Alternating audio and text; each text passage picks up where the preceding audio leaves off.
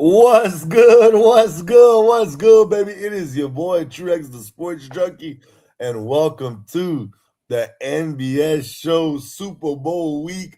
It's about to be lit. Of course, I got my brother in the building. What up, C? What's the deal, baby, man? Your Wi-Fi decides to when we go on the air to start tripping, bro. What's the deal, Oh, man? Mr. C, the trendsetter, aka the whole damn show. I'm here so we can begin, bro. so it's tripping right now? It was tripping when you was doing the intro. Come on, man.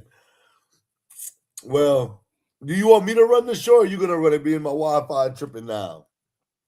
But it don't matter to me either way it go. Okay. Well, I'll go with the show then. It's the Super Bowl special. We're gonna be breaking down everything from position to position Oh my to god. our official Super Bowl predictions. On this show, we're gonna tell you who box office has, who decided to duck me tonight, y'all. I don't know what's up with box office. He ducking tonight. Jay Franchise been ducking for quite some time. Tony, I don't know where he at, ducking. But see, I give you your props, bro. You showed up. You're not ducking the Sports Junkie, man. I know it takes guts, but I'm proud of you. Stop it, bro. Stop it, bro. Never ducking. I never duck no smoke, bro. Especially when I know more about sports than you. Why I'm gonna do that? He must be talking about y'all tuned in. Because I don't know what he's talking about. But of course, speaking of ducking, before we even get to the Super Bowl stuff, I know you want to talk about something, and I put something out there over the weekend. What's up? Bruh, that was a big fight, and I'm pissed off that we didn't even address it on the show last week. But Shakur Stevenson and Teofimo Lopez. Big fight. The undercard was even had a hilarious part in it. And we'll touch on that for just a second. And we'll talk about the fight real quick. So let's just start it off. The undercard. They had a couple of fights on the undercard. I actually watched highlights from all of the fights on the undercard, but one highlight is flying through social media, and it was on social media just like that immediately. It happened as it happened, and it was I can't think his whole name, but they call him Big Baby. Big Baby. He got his wig knocked off, literally, in the middle of the fight. But even after that happened, he ended up coming back and winning the fight. So, I mean, shout out to him, bro. And I even saw that he was on the Breakfast Club this morning. Hey, man. Hey, his popularity is now going now. Yeah, man. The devil meant it for bad, but God meant it for good, bro. So, God did. Shout out to him, man. But you watched the whole undercard, or you just watched the main event? I watched the Keyshawn Davis fight and then the Shakur. I didn't even watch the fight with Big Baby. Yeah, that's why Keyshawn Davis, that was the featherweight. Yeah, right. Well, the lightweight. Lightweight. Who was he fighting? Oh man, don't let me lie to you, bro. It was another complete domination. But Keyshawn Davis. That's why he's the guy that's coming that everybody's talking about. They're talking about him. They're trying to get him actually to fight Shakur Stevenson, but they're like really close friends, and they're like, "No, we're not fighting." Yeah, dog. I don't know, man. You make that paper right. Them boys might get in the ring, man. That's what they do. You know what I mean? So I looked at it, and I think I saw that fight too. That's the guy. He was actually where did they fight at? They fought in Houston, huh? Bro, I'm telling you, all I watched was the two big fights. I didn't pay attention to where they were at. I kind of like one thing when I watch sports, unless I'm like at somewhere, sometimes I'll just mute it and just kind of like watch it on my own and like make my own interpretation. Because a lot of times the people calling the fight, I feel like they're biased. And it goes back to the Bradley versus Pacquiao won, I was like, I was at a party and everybody was like, Pacquiao won. I'm like, no, he didn't. I'm like, Bradley won. I'm not even a Bradley guy. I'm like, dog. Bro, Bradley you forget, won the I was fight. there with you. I was You there with was? you. And you, and dog, like I say this, bro, you were the only person in that whole room saying Bradley won. I was like, boy, I don't know what the hell X saw. And they said Bradley won, bro. I was like, bro, I'm finna go, man. Okay. Yeah, you sure was. Now I forgot about that. Oh, that was crazy, man. But yeah, but no, the highlights, I watched the highlights from most of the undercard and the main event. And I think the guy was from I think they were in New York, and the guy was actually from New York. Yep, it was from New York. Yep, because the Kurds from Newark, New Jersey. Yep. Yeah. And, Teofimos, yep, you're right. You're right. Yeah. So yeah, the dude who you talking about, the lightweight cat, IT won, IT beat the hell out the dude. He jumped outside the ring and was like, you know, hyping up his friend, everybody in the he was actually from New York too, so all his people was there and they went and got hype or whatever. So Jermaine Ortiz, who he put, see? Huh? Jermaine Ortiz. I wanted to make sure I got the guy's name right. Yeah. Well, he got his ass whooped, Jermaine Ortiz.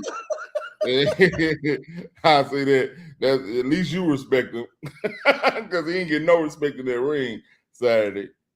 But all right, but Big Baby, man, that was that ranked that on your top 10 funniest moments in the ring? Bro, like I told you, I didn't see that live, but after I watched the fight, of course, I did my video, posted it because I was big on the Shakur Stevenson Lopez fight. Mm-hmm. And I was like, when I got on social media, I'm like, oh, I forgot Big Baby was fighting. And and when I saw it, I was like, oh man, my boy is wilding. He is wilding right there. That was hilarious when I saw it. Is it the funniest thing I've seen? It's the funniest thing lately. I'm trying to think if there's something funnier I've seen lately. But is it the funniest thing in sports history? Is it better than the butt fumble? No, I don't think it's better than that, even though it was funny. The butt fumble, bro, I don't know how. You can't even make that up, bro. You can't even make that stuff. But it's up there for sure. It's up there. Now, that's like top 10 funniest things in the ring that I've seen. I think there might be 3. Number one. I know you're going. Go ahead. Is I just lost his name. My man from New York.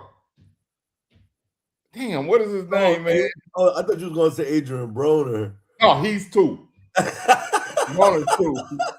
Number 1 is you talking about Zab Judah and Costa Zoo. Zab Judah. Oh, Zab Judah. That is the funniest thing I've ever seen. That boy got up and started pushing he hit the floor again, bro. That was hilarious, man. I'll never forget that. And then the next thing, Adrian Broner, that boy did all that dancing, coming to the ring, talking crap the night before, and when he got knocked down, the first time he got knocked down, he should have stayed down. But he got up, he was still doing the fight. He was tripping too, trying to talk to the ref. And that boy got behind him and humped him. I think he did it to him early. Oh, man. Bro, that was the second funniest thing. Zab Judah had to beat, but then Adrian Broner, but then this boy getting his cap pushed back. That was 3. That was 3 to me. He gets points for winning, though. He gets points for winning. That saved everything. Because if he had lost, right, his career literally would have been over, bro. Right. There's nothing he could have done. But let me tell you where he lost points with me. His excuse. Did you hear? I heard a little bit on the Breakfast Club this morning. Ironically, I heard a little bit on the Breakfast Club. Wasn't it like a pill? No. What was the? Go ahead. I'm gonna let you say. Go ahead. He said he used some shampoo from under his mama's bathroom cabinet or whatever, and it had something in it that took all his hair off. So that has happened during the week of the fight. So he had to try to find something to style him out over the before the fight. So that's what he said happened. There's zero chance that that's what happened, bro. Bruh, if you going ball, just go ball, bro. Just go ball, cause that's what's gonna happen. Yeah, you know what I'm saying? Now people lose their hair, and because I think he's in his late 20s or something like that. Yeah, bro, it's like so crazy. Yeah, so you know when you're in your 20s, you don't want to admit that you're losing your hair. You're losing your hair, bro. Go ball, man.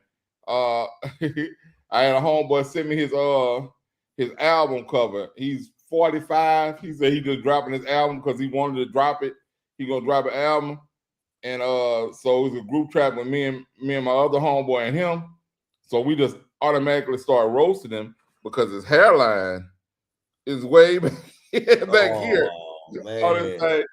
And he took it, and it's funny because he was trying to look sexy. Boy, we tore his ass up in that group chat, boy. I said I can't wait till he drop his album and put the album cover on the he got a hat on, a hoodie or something. Nah, that's his album cover. He said he might change it now because we tore his ass up in that group chat, bro. You know how I act, man. So you know, picture two of me. That's all we do is roast people. But yeah, man, that was hilarious. Now let's talk about the main event, and I'm finna play some of the highlights that they had. Madison Square Garden is considered the mecca of boxing and has been home to some of the sport's most legendary battles, from Joe Louis against Rocky Marciano, Muhammad Ali versus Joe Frazier, to Evander Holyfield and Lennox Lewis. The greats have done battle here, and tonight falls off balance a lot, and that's the reason I think it's going to fall into the hands of Dave Miller if he can catch him clean early. That fight was ever in doubt was because the first 4 rounds, Jarrell Miller didn't do anything. He's already thrown 4 punches in the first 5 seconds that he did in the first round. This is the fight with Big Baby. Got his wig pushed back. Like Kevin Hart said, got his muffin pushed back blue. And he fought the rest of the fight with his with his hairpiece off, and it was completely bald up there, man. That was hilarious, bro. That's, like I said, that's 3 on my charts or whatever. But I'm gonna skip to Shakur them. So this the one you was talking about. Yeah, Keyshawn Davis, man. Yeah, Keyshawn Davis.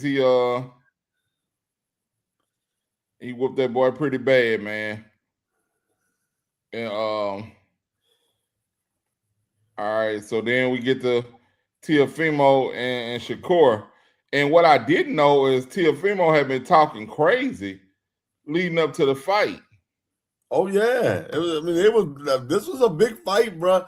On the NBS show, I felt like people don't really I know now. I didn't even think about it with you, but I know box office don't really care for boxing, so I didn't even think to cover it. I knew I was gonna do one of those little videos on TikTok based on the fight, but I was super excited for this one, bro. Yeah, man. I was tripping, bro, because since they canceled Stream East, I ain't been catching every one of the fights, bro. So I know I definitely wasn't gonna pay for a pay-per-view. Right. So I said I was just gonna catch some highlights from it, and I caught them.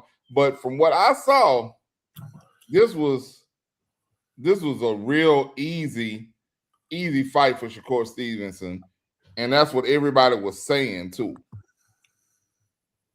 So give me your interpretation of the fight, what you saw, how you would rate it. Completely one-sided. See, wow. Like, I mean, I said it on my little video. The best way I can describe it, I think that's like the best way I personally can describe what happened. You know, you got your masters. Congratulations to you. I just got mine. You too. But appreciate it, man. But you know, we have to take a lot of tests, right? And even like us being teachers, we have students that come in our class, and you can kind of tell who's prepared for the test and who's not, right? Right. So watching the fight, I'm sitting there like Shakur Stevenson literally had a counter for his counter, for his counter, for his counter. Yeah. Like there was literally no matter what. Oh, that's how you want to fight? Okay, we can fight like that. Oh, that's how you want to do it. We can fight like that. It felt like Shakur Stevenson knew what was on the test. Like I know what's on the test. I know I'm gonna pass it. He just seems so confident, like a person, a scholar that just studied and knows the material. Lopez, on the other hand, was the person that was sweating, pencil breaking, asking a million like checking to see what time it is, seeing if it's almost over with. Lopez looked completely confused in the ring. And all credit to Shakur Stevenson, man. He put on an actual boxing clinic. I remember seeing Lopez beat Mason Menard, who's actually from around here, knock Mason Menard out. And I was like, okay, this is the kid they're talking about. They're telling everybody about Lopez is up and coming. He's going to be a great fighter. And I kind of follow Lopez. He beat, they say he beat Lomachenko. You know, I mean, what do we know? That's the only one I really remember him from. But just watching this fight, bro, completely one-sided. I felt like there's nothing Lopez could have did that was going to get him, even to make this fight look remotely close. It was like bad, bro. It was like, I know that, you know, a lot of people love Terrence Crawford. It was like outside of the brutal, it wasn't as brutal, but just completely one-sided. It looked like Errol Spence versus Bud Crawford. Literally, that's what it looked like. I was literally about to ask you, how would you compare it to the Errol Spence and Bud Crawford fight? So it was on par with that. It's on par. The only thing is, Errol Spence, on the other hand, took a lot of punishment. I felt like Lopez took punishment, but it wasn't in the sense of Errol Spence. Errol Spence looked like he got, boy, not just punished, but like brutally beat up in the fight. Yeah. Like it looked like, bruh, I felt bad for Errol Spence. Like I'm like sitting there, bro, this is abuse, bro. This is abuse. Yeah, bro. It looked bad. It was really an embarrassment. Right. Errol Spence, because he was the upper echelon of fighting at that point in his career. So, you know, I know he had the accident, but he was still supposedly that dude. You know what I mean? So it was a bad look for him. I understand that. And he and like you said, if it's anywhere, it wasn't as brutal as that. If it wasn't as brutal as that, I understand that too. But that was a kind of that was, if it's anywhere close to that, I can't imagine. And just from the highlights, it looked bad like that. Bro, it was bad. See, I ain't gonna lie to you. Like, bro, he was literally toying with him. It really, like, I know Mayweather has this famous saying, rest in peace to Arturo Gotti. But when he fought Gotti, he was like, you remember that was the big fight, Arturo Gotti versus Floyd Mayweather, Thunder versus Lightning. Right. You know, that was hyped up. And Floyd Mayweather said, I'm gonna show you. I think that's what that's the first where HBO used to have those 24/7. Yeah. That's what started that. Yeah. That so fight. In that fight, I remember Floyd Mayweather saying, you know, I'm an A+ fighter. And at best, Arturo Gotti is a C+ fighter. And I'm gonna show you the difference. Yeah. And that's what it looked like, bro. It looked like Shakur Stevenson was an A+ fighter versus a C+ fighter. It wasn't even like competitive, bro. It like he was fighting a dude that boxes, but don't box like that. Yeah, he just come to the gym and spar a little bit. Yeah. And Lopez, I didn't think that of Lopez. Going into that fight, I'm sitting there like, Bro, Lopez is not a bad fighter. Like, you're wilding with this. Because I picked Shakur to win the fight because, you know, my brother, he's a big boxing person. And we talk about stuff like this. And I'm like, Shakur's going to win. Well, I mean, I don't think he can outbox him.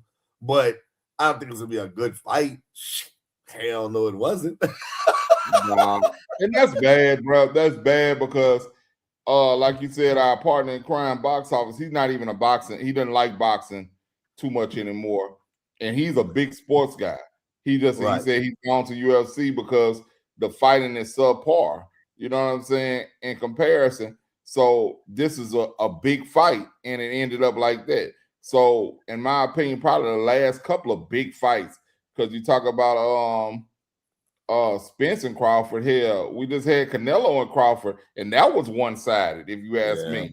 It looked like it was two different classes of fighters. So, you know, that's a lot to deal with when you fighting a battle trying to keep people engaged in boxing, and you get a premier boxing match like this comes out and it's one-sided like that. It sounds like people get pissed off at that too, because like when you have casuals that are tuning in and pay their money for the pay-per-view because everybody was talking about this fight and they see it, they're like, man, this ain't. They knew that dude couldn't fight with him. They feel like they got tricked. You know what I mean? Because that's how I would feel if I didn't know anything about boxing. But I seen Lopez fight a couple times, and he looked like he was a decent boxer. And, that's what's scary, bro. Shakur Stevenson had been getting all this criticism because his last few fights they were saying were boring. He wasn't pushing the action. So I'm a little different. I'm a little different when it comes to that. I ain't gonna lie to you. I know for the casual fan, they want to see two guys go out there and brawl, you know. And I'm not gonna say just the casuals. There's fans that love, you know, Manny Pacquiao, Mike Tyson. But I can tell you, bro, I like somebody that's strategic, that has a counter for your counter, like almost playing chess out there with their opponent. And Floyd Mayweather, Sweet Pea, Pernell Whitaker, early Roy Jones Jr., Bud Crawford, for God's sakes. Their level of, or their IQ in boxing, bro, that's Shakur Stevenson. That's a totally different level, bro. Totally different level than most people, bro. That I've seen box. So when you're gonna see a guy like Shakur Stevenson fight, you may look at it as boring because it's so one-sided. Floyd Mayweather was so one-sided. You couldn't hit him. He knew how to defend himself. And I like that. To me, like, that is the ultimate. I'm a thinker, so I like guys that think, and they want to make sure that they check every box. He might do this, so let me have something for that, and how I'm going to react to that. And then if he tries to switch to this, I'm going to have something for that too. And I just feel like those guys play chess in the ring while a lot of guys are playing checkers. And that's what separates them. And that's why you see those guys, for the most part, fall amongst the greats. I know Roy Jones took some L's late in his career, but if you talk about early Roy, you can make a case that he's one of the greatest fighters of all time. I mean, you can still make the case that he's one of the greatest fighters of all time. But early Roy, pound for pound, prime anybody. You can put Roy in the argument of the greatest fighter of all time. Bro, I still say that's still my favorite. That's still my favorite fighter of all time. Like I don't have any other fighter that that is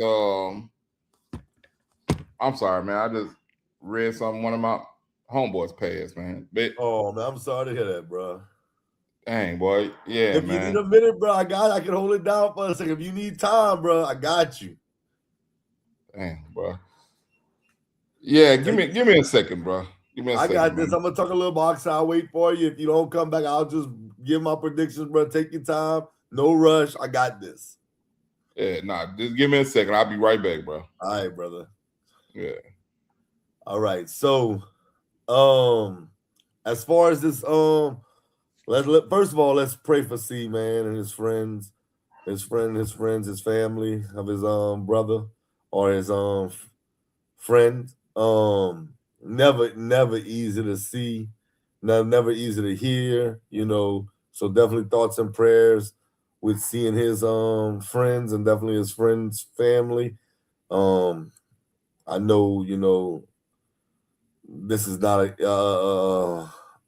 this is definitely a tough time for them, let me say. With that, while C is going, and we're talking about this boxing thing, it's levels. It's levels. It's levels to this. You think to yourself, who's the greatest boxer of all time? And that's so hard to say because fighters fight in different eras. Fighters are, if you ask somebody old, they may say Ali, Sugar Ray Leonard, Ray Robertson, those guys may be mentioned. Then you get to more recent times. You may see the Floyd Mayweathers, the Pacquiaos. And then you get to these times, the Canelos you hear, the Bud Crawfords. I promise you in the next 10 years, Shakur Stevenson's going to be ranked among those guys because he's just a technician in the ring. It's going to take a lot to beat a guy like Shakur Stevenson in his prime. Now, if he stays fighting for some time, maybe so. But I'm here to tell y'all that kid's IQ in the ring is second to none. Second to none. His way of creating the angle that he wants. His footwork is second to none. He's crazy good. And I know that, everybody wants to see the Tank Davis versus Shakur Stevenson. And I would definitely lean towards Shakur Stevenson in that fight. But see, man, you good? You sure you good, brother? Yeah, man, I'm good, bro. Just one of my homeboys. I don't know, man. One of my homeboys. I don't know what happened to him. Sending some texts out to find out. Check on his family, bro. That's a guy I played football with. I'm talking about we rode home from practice every day for 2 years after practice. And he just reached out to me maybe 2 weeks ago. I lie, it was longer than that. When Washington won the state championship, I had made a post. A post that he hit me up about it. Dang, bro. Yeah, that one hurt a little bit right there, man, for real. But prayers out to my homeboy Nick Wilson and his family, man. Rest in peace, brother. Love you. Absolutely, man. Again, sorry to hear that, man. Definitely rest in peace and prayers out to his family and loved ones. Yeah, man. Sorry, I ain't mean to bring the show down like that. That one just surprised me, man. I'm looking for something else on some other information for us to talk about it. I see that go across my Facebook feed and kind of just took me off guard, bro. No, man, that's not nothing you have to apologize for. Those things, are unfortunate, and we hate that we have to, go through those type of situations. So definitely, man, you have nothing to apologize for. All right, it's all good, man. But I think before I was talking, I said I was talking about Roy Jones. He was my favorite fighter, even right now. Like if I look back, I see stuff. My algorithm on YouTube has things that I've checked out before, and I saw something. Roy Jones will come up on my algorithm all the time, and I'll click it and watch it because at his best, he's the best fighter I've ever seen. Why? Like I've never seen it. Like I didn't watch Ali live, right? You know what I'm saying, in his prime. But every fighter I've seen Floyd live in his prime, and he can't touch Roy in his prime, bro. In his prime, because Roy was so fast and he had so much power that it wasn't that he could outpoint you or he could knock your ass out. Either way it go. They used to call him Captain Hook for a reason, boy, because when he hit you with that hook, man, it was over with. You know what I'm saying? So y'all must have forgot. God. Oh yeah, boy. Yeah, it can't be touched, can't be but that's but I tell you this, me and my homeboy, we joke about this. We said when Roy started rapping, that's what happened, bro. That's what started falling out. Boy should have never started rapping, bro. He and I went to that funny story. I don't know if I told you this. I went to his video shoot for that song he had with Mr. Magic, Can't Be Touched. And it was right after he had lost to Tarver the first time. And everybody was calling him champ. Like everybody was calling him champ. And you know me, I'm silly. Me and my homeboys down there, I was like, man, don't stop calling this nigga champ, man. this boy just woke up, man. What you talking about? Wow. Yeah, you know, like, but I mean, even in that instance, he still my favorite fighter of all time. And it was really sad to see him losing like he was going overseas to fight. It's like he just kept fighting way too long. Yeah. And that's I'm scared Floyd is gonna do that because he's putting on these exhibitions. Like I don't know if him and Tyson still supposed to be doing this exhibition, but I pray that they not, bro. I don't even want to see it. I think Floyd's gonna go undefeated, bro. Floyd just if you beat Floyd now, it doesn't even really matter so much, bro, because Floyd's just doing it for money at this point, bro. I know, but how much money you need, Floyd? Like Floyd, we know you're not hurting, bro. But at this point, man, I think it's just that he's bored as well. He's bored. And you got to remember, you got a guy like Shakur Stevenson said, I've been boxing since I was 5. Floyd's around the same time when he started boxing. That's all Floyd knows, bro. Yep. That's what he knows. Like, how can you say, bro, when it's time to hang it up? It's not even like, I think it's about the money, but it's not about the money. Like, that's all he knows. Right. So, like, yeah, like vacation is cool. Doing this is cool. But what I love to do is box. And I don't want to just do it just for free. I want to do it and get paid for it. And I can make some, like he explained it one time.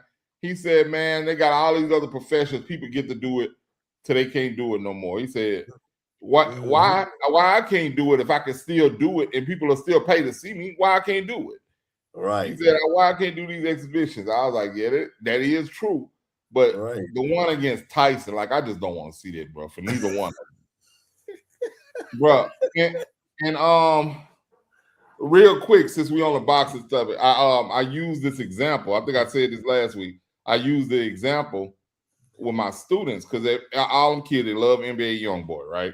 Okay. So I always tell them that he can't rap. Like you might like him, but he can't rap. And I gave him a whole presentation one day, the difference between being the best at something and having your favorite. I said your favorite isn't always the best, and the best isn't always your favorite. But it's hard for them to differentiate between those two things. Because if you ask them who's the best rapper all time, they're gonna say YoungBoy. And I'm like, no, he's not, bro. He's your favorite. Say that. Don't say that he's the best. Metric, huh? Right. And look, before I did it, I set him up really. I set him up a whole thing. I'm gonna send you the presentation I had. I asked them what makes a good rapper. I gave them everything, and they all agreed: lyricism, delivery, songwriting, all that type of stuff. All that stuff was in there. And then I said, now we're gonna go through all these things, and you're gonna tell me YoungBoy is the best at all of this? And there's no. You know what I'm saying? So I told him, I said, well, listen, I gave him this example. I said, I think all of y'all are the victims of what they call groupthink. And they was like, I said, y'all know what that is? They was like, no. And I explained it to him. I said, it's basically when somebody just wants to be a part of the group, so they all start thinking the same way. They start following in line with everybody else. I said, because if you listening to Young Boy, you can't tell me that you like every song like that. Right, you know right. I said, but everybody else say that Young Boy, that's what we like. We like Young Boy. That's what we listening to. So y'all are product of group think. I said, so if everybody's saying that, you'll think that that's the truth. I said, so tell me this. I said, let me give y'all an example. I said, how everybody in here know who Mike Tyson is? Yeah. I said, so would you say Mike Tyson is a top 3 or 4 boxer of all time? All of them say, yeah. I said, boy, no. Mike Tyson might not be top 10 boxers of all time. I said, I in respect to Mike Tyson, with all due respect, right. man, I'm all, you know how I feel about it. Right. And so I said, listen, man. I said, I couldn't even. I said he might not be top 15 of all time. I said, but the thing is, you've heard his name so much, and you didn't ever see him. You didn't ever see him even in his prime. You just saw him fight Jake Paul, and you still telling me that you think that he's a top 3 boxer of all time. But you've heard his name so much, you've heard people talk about him so much. You're a victim of groupthink. You think that everybody's talking about him. He's got to be good. He's got to have been great. I said no. Right. I said, but no way. I said Mike Tyson never beat any of the best boxers of his time. I said he would fight him and he'd lose in their prime. In their prime, yeah. Like everybody's gonna bring up Larry Holmes. I'm like, man, we don't get out of here that Larry Holmes shit, right? But I'm saying. I said, bro, Mike Tyson, when he fought these great people in their prime, he either got knocked out or he tripped out and lost. I said he lost to Evander Holyfield twice. He lost to Lennox Lewis. I said, and he looked bad losing them. Right. I said you just got out. I said, I know he had a couple of things. He ended up going to jail and all of that, but. That never. I'm not so sure that had he not gone to jail, the same results wouldn't have happened. Right. With him, because he just wasn't as skilled as those fighters either. You know what I mean? So anyway, that was the example I gave him, and I said, so y'all just think about that. I said, actually listen to these things, and actually start listening to this music before you just say, oh yeah, Young Boy better. Because I mean, I have arguments with them boys to tell me that Young Boy is a better lyrical rapper than Lil Wayne. And I said, bro, y'all gotta please stop talking, man. Like, it takes so much for me not to curse at these kids, man, when they say stuff like that. Bro, but you know, like I said, it's good content for conversation and to engage with them in conversation and get their mind going for other subjects to bring up stuff like that. But yeah, man. My bad. I just knew we was talking about boxing. I had to bring up that example of Mike Tyson. Because the people, had you not actually seen him, you might be a victim of that too, of just hearing everybody say how good he is. They know his name, you just think he would be one of the best. I think that when it comes to stuff like that, like, you know, we always talk about rankings and stuff like that as far as who we're going to rank here, who we're going to rank there. And it's hard for me to put somebody over other people that I like you said, that I haven't seen. Like when you tell me, you know, Will Chamberlain is the greatest, and I'm like, bro, I ain't never seen no Will Chamberlain. I'm not about to say one better than Michael Jordan. I ain't about to say one better than Shaq. Bro. Like, what are we doing? So yeah, I can't go off of that, bro. I can't, and sometimes I don't even like. So like, I saw Larry Bird, but I was a kid. I'm talking about, bro, I was a youngin'. I can't sit here and say that boy is better than, you know, the LeBron James or Kevin Durant. When I watched those guys and I kind of understood the game a lot better than I did when Larry Bird was coming into his own back then. Now you're a little older than me, so you may feel different as far as Larry Bird's concerned. But he's not better than Bron, but I could compare him to KD, bro. As crazy as it sounds, I think he would have gave KD buckets, bro. I'm not denying that, but my pushback would always be, bro, I know that chips is one aspect that we have to look at when we talk about the greatest. But if you just roll a ball out, bro, there's not too many cats that can with KD. No, it's not. It's not, bro. If you roll a ball out, it ain't too many cats that can mess with Bird either, bro. And it was a different time. Right. Totally different. Now, Larry Bird, early in his career, like I remember Larry Bird from like 87 is when I was 4 years old in 87. You know what I mean? And I was 8. Now I had been watching him since probably 85, 84 because my uncles were watching, but I didn't understand the game at all then. I just was going for him because my uncles was going for the Lakers.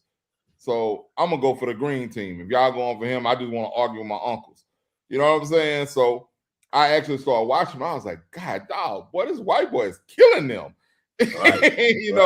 And when you start hearing the stories of these guys who played against him, and Dominique Wilkins telling you how he came in their locker room. Right. You know what I'm saying? Stuff like that. And telling no, he didn't go in that locker room. He just told him, all right, I'm finna do this and do that, and I'm gonna score it off the backboard right here. And he would actually do it to him. And I heard that story so many times from so many different players. And I literally remember watching them being like, bro, how can they not stop him? Right. Like, I look at him because he doesn't look athletic at all. You know what I'm saying? But I compare that to Luka. Luka or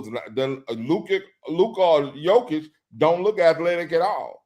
But them boys will give you buckets. They will give you buckets. And that's how Bird was, bro. And Bird, that boy had a chopper. He could shoot that thing, bro. He could shoot that thing. That's why I don't get mad at kids that say LeBron's the GOAT. Like, what are they supposed to do? They never saw Mike. Like, how are you getting mad because the kid is calling Bron the GOAT when that's all they know? Right. It's like they've never seen anything better than that. And we gotta understand, when we were watching Mike, we had never seen anything better than that. Right. And technically, nobody had. Now, all of these players that are phenomenal right now, they had Mike to see to do these things. But Mike didn't have nobody like Mike to watch. There was Dr. J, there was Magic, there was Bird. None of them boys. Mike's game was totally different and better than theirs. So, you know what I mean? It's that's why it's just funny to me how people be arguing about who's the GOAT. When I'm like, y'all not gonna agree. Because most of the time it's the youngins that think that LeBron's the GOAT. I'm not saying in all cases. There's some people that, obviously on both sides where they throw the other one's the GOAT. But then you have the older heads that's like, no, Mike's the GOAT, bro. Like, what are y'all doing? Like, y'all just have no idea. But either or, bro. Either or, whoever you want to say, I ain't mad at. Because it's like, come on, bro. Both of those guys was phenomenal. But I get what you're saying as far as the Mike Tyson type thing. You hear about it, and you start to buy into what it is. Like, this dude is the GOAT. Yeah, and it's nowhere close. Right. In reality. You know what I mean? So my thing, like I said, is the thing that I look at and understand the most is about the whole GOAT debate is that really people need to put a time span on it. The GOAT of errors.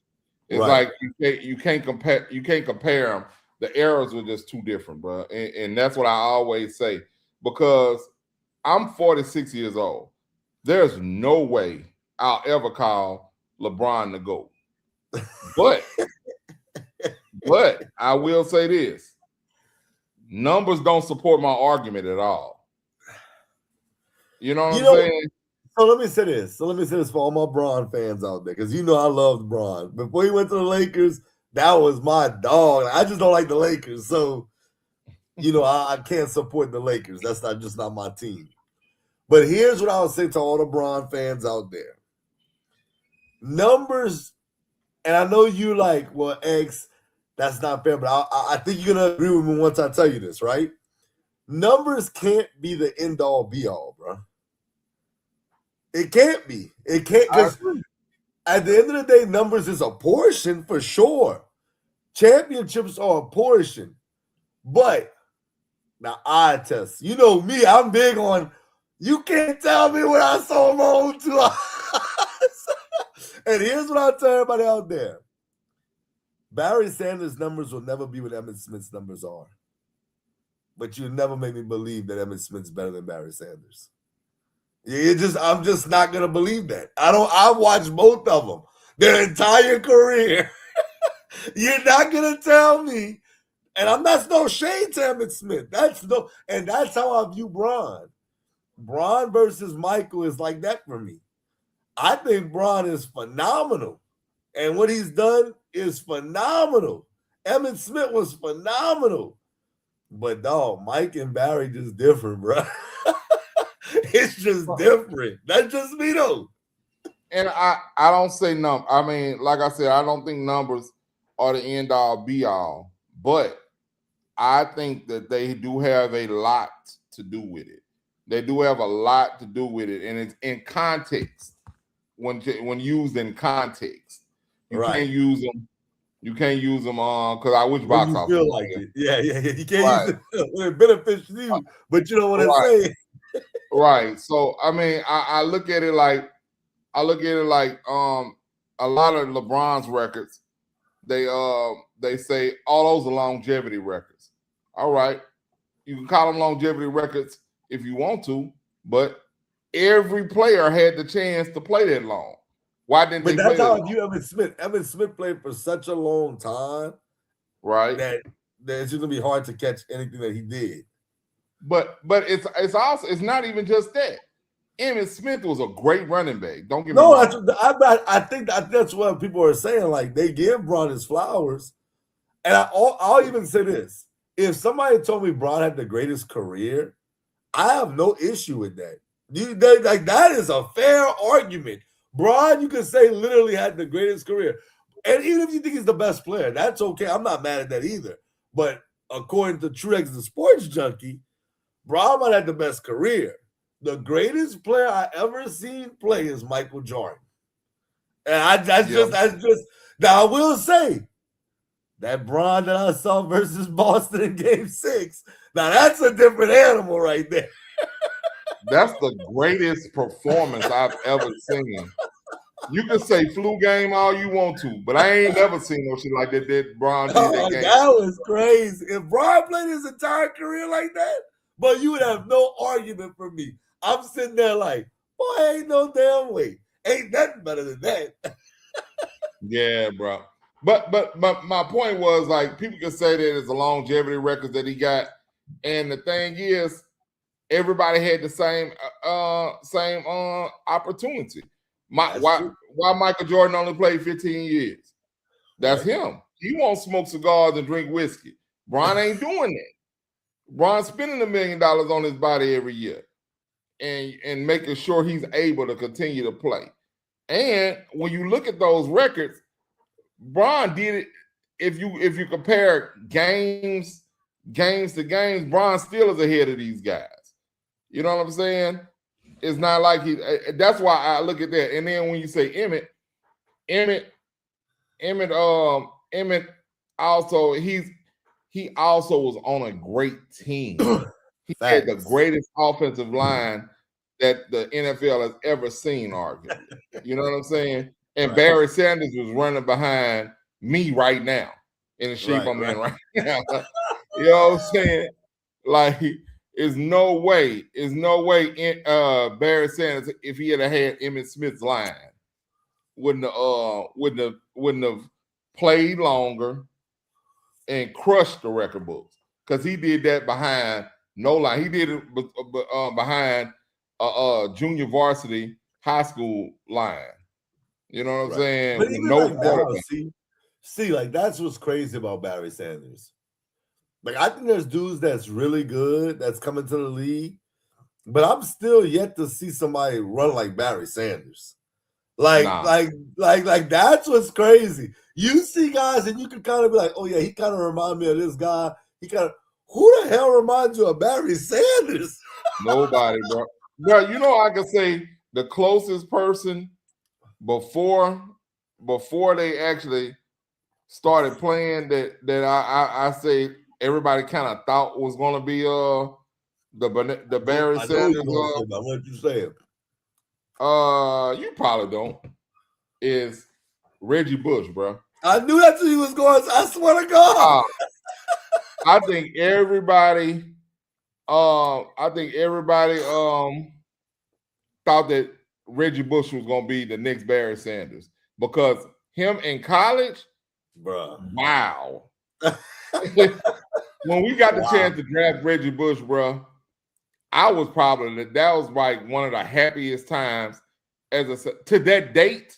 That was probably the happiest day I was as a Saints fan. Yeah, up to that day.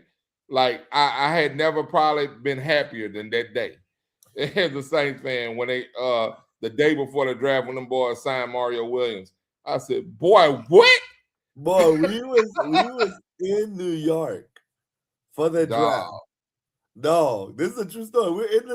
We're in New York, me and Vic, and we in the hotel room. And bruh, the news dropped that the Texans are taking Mario Williams. No, me and Vic must have been jumping up and down, all running through the hotel. Like, what the Saints about to get Reggie Bush, boy? It's nothing you could have told me, dog. It's nothing you could have told me. No, I wasn't delusional enough to think that we were gonna win the Super Bowl that next year. But I was like, hey, we getting the Super Bowl. I didn't care. And it's kind of like I remember in that draft, I wanted Vince Young.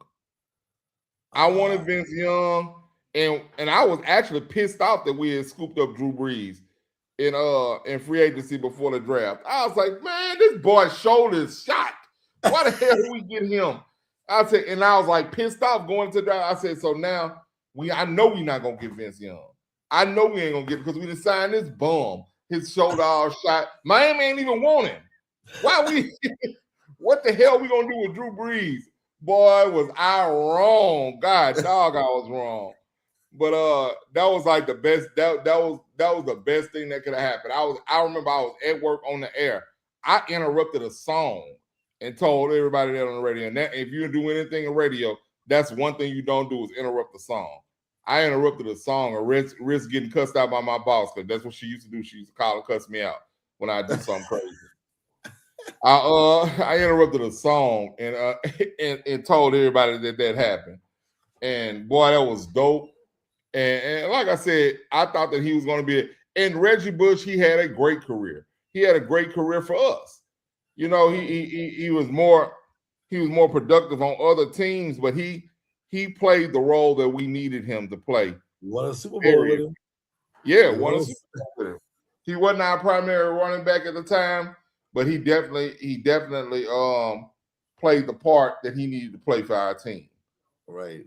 Right. And Special teams was big for us that year. And then just him coming in, not necessarily as a gadget player, because I don't want to call him a gadget player, but as a decoy. Like you had to respect the fact that Reggie Bush could get the ball. And I don't want him to get the ball in his hand. You don't want him to get the ball in his hands. And what was that? It was his rookie year. Was it his rookie year that we went to the against the Bears when we lost to the Bears? Yeah. Yep. We lost to the Bears and all that damn snow. And Reggie Bush, we were winning, and he did that front flip into the end zone. Yep. And I was like, oh, she need to piss Earl like an off. And sure enough, them boys came back. Rich Grossman, them boys came back on us, man.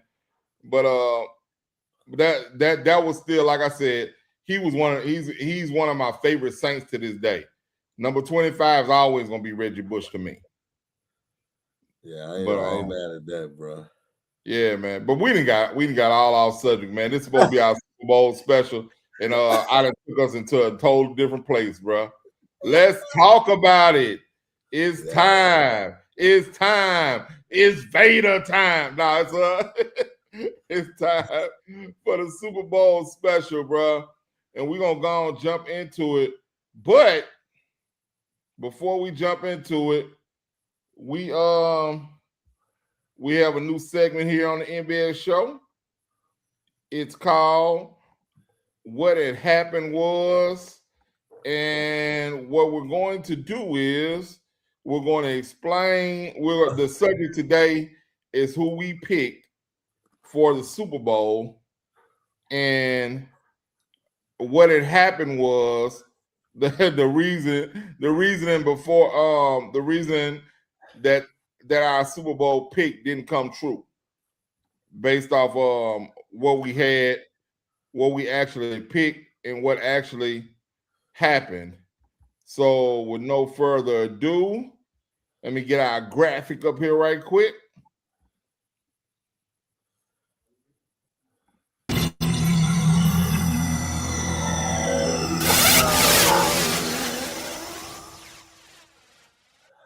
All right, X, you gonna go first on what had happened was? I got you, bro. I got you. Because I feel really good about my what would happen. How you say it again? What had happened was. I feel good about my what happened was. Yeah, bro, for sure. So before the season started, I had the Rams taking on the Bengals in the Super Bowl. See, right. what had happened was I looked at the Rams and I was like, bro, adding Devontae Adams, they're going to be nasty. They're getting back to the Super Bowl. They were a couple of plays away last year from beating the Eagles and getting to the Super Bowl. So I was very high on the Rams. But if you remember, before the season started, I also said the Seahawks will win the NFC West. I said, bro, the Seahawks are loaded. They just have to count on Sam Darnold. Darnold will be good in the regular season. Postseason, Darnold, I got to wait and see. That's why I'm going to roll with the Rams to get to the Super Bowl. But once I saw Sam Darnold against the 49ers, I was like, hell no, I ain't picking the Rams to beat them fools. The writing was on the wall. So what happened was Sam Darnold happened to the Rams. That's what happened. Sam Darnold, the Seahawks this year were amazing. You can't take nothing away from them. So that's what happened was. That's what happened was that Sam Darnold just lived up finally to that draft pick, that contract, and I guess his own belief in himself and his and what he would do in the league.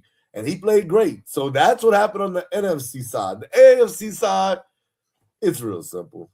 Joe Burrow got hurt, bro. I don't care what team we talk about. If you say a starting quarterback misses majority of the year, you're going to look back and say, what happened was my quarterback got hurt. And what's bad about the situation is the Bengals, I think, if had Joe Burrow played the entire year, they actually would have had a shot, in my opinion. Yes, their defense wasn't great, but to me, like towards the end, they started playing better. But the offense, bro, just no Joe Burrow. When Burrow came back, they beat the Ravens. Then they had a meltdown. But if they would have had Joe Burrow the entire year, healthy Joe Burrow, I'm not saying they would have made it to the Super Bowl, but they would have a much better chance. So what happened was Joe Burrow getting hurt. That's what messed up my Super Bowl prediction. Yeah. I got you. But so let's go to what had happened was. Whoa, yeah.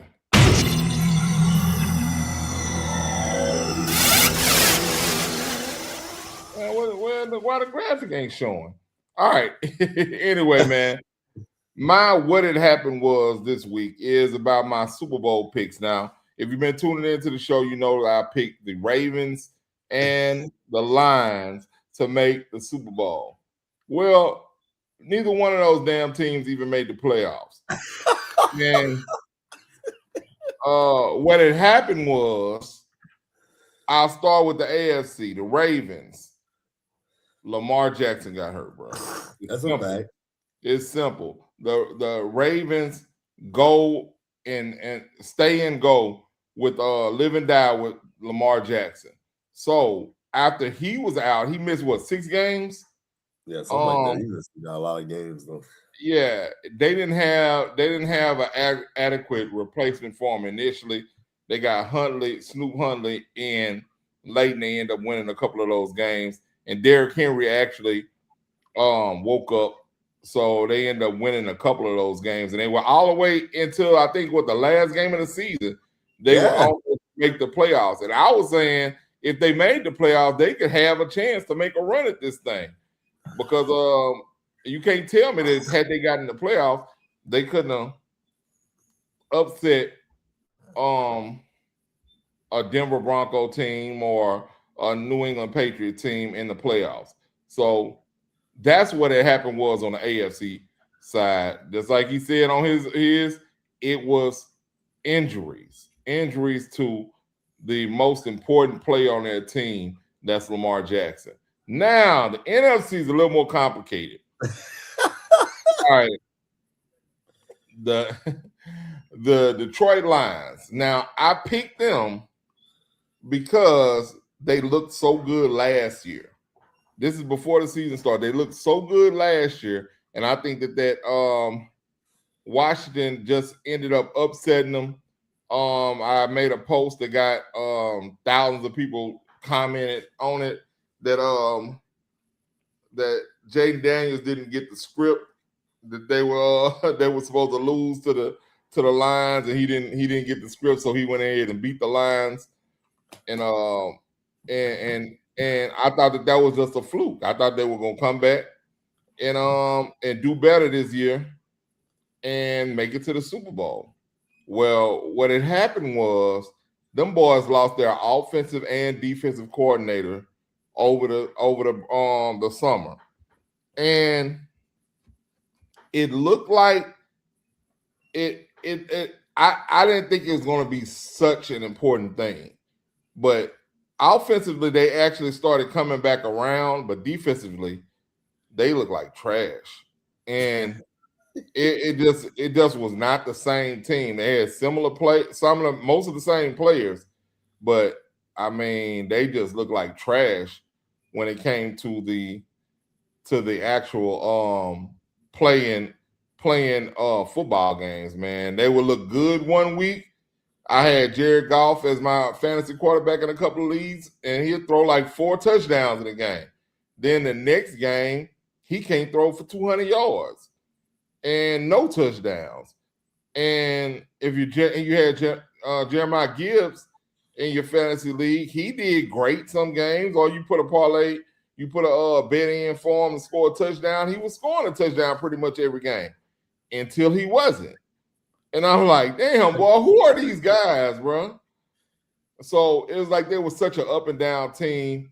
I couldn't believe they sold like that on me, but they did, and that's what had happened in my Super Bowl picks when I picked Lamar Jackson and the Ravens to be playing Jared Goff and the Detroit Lions.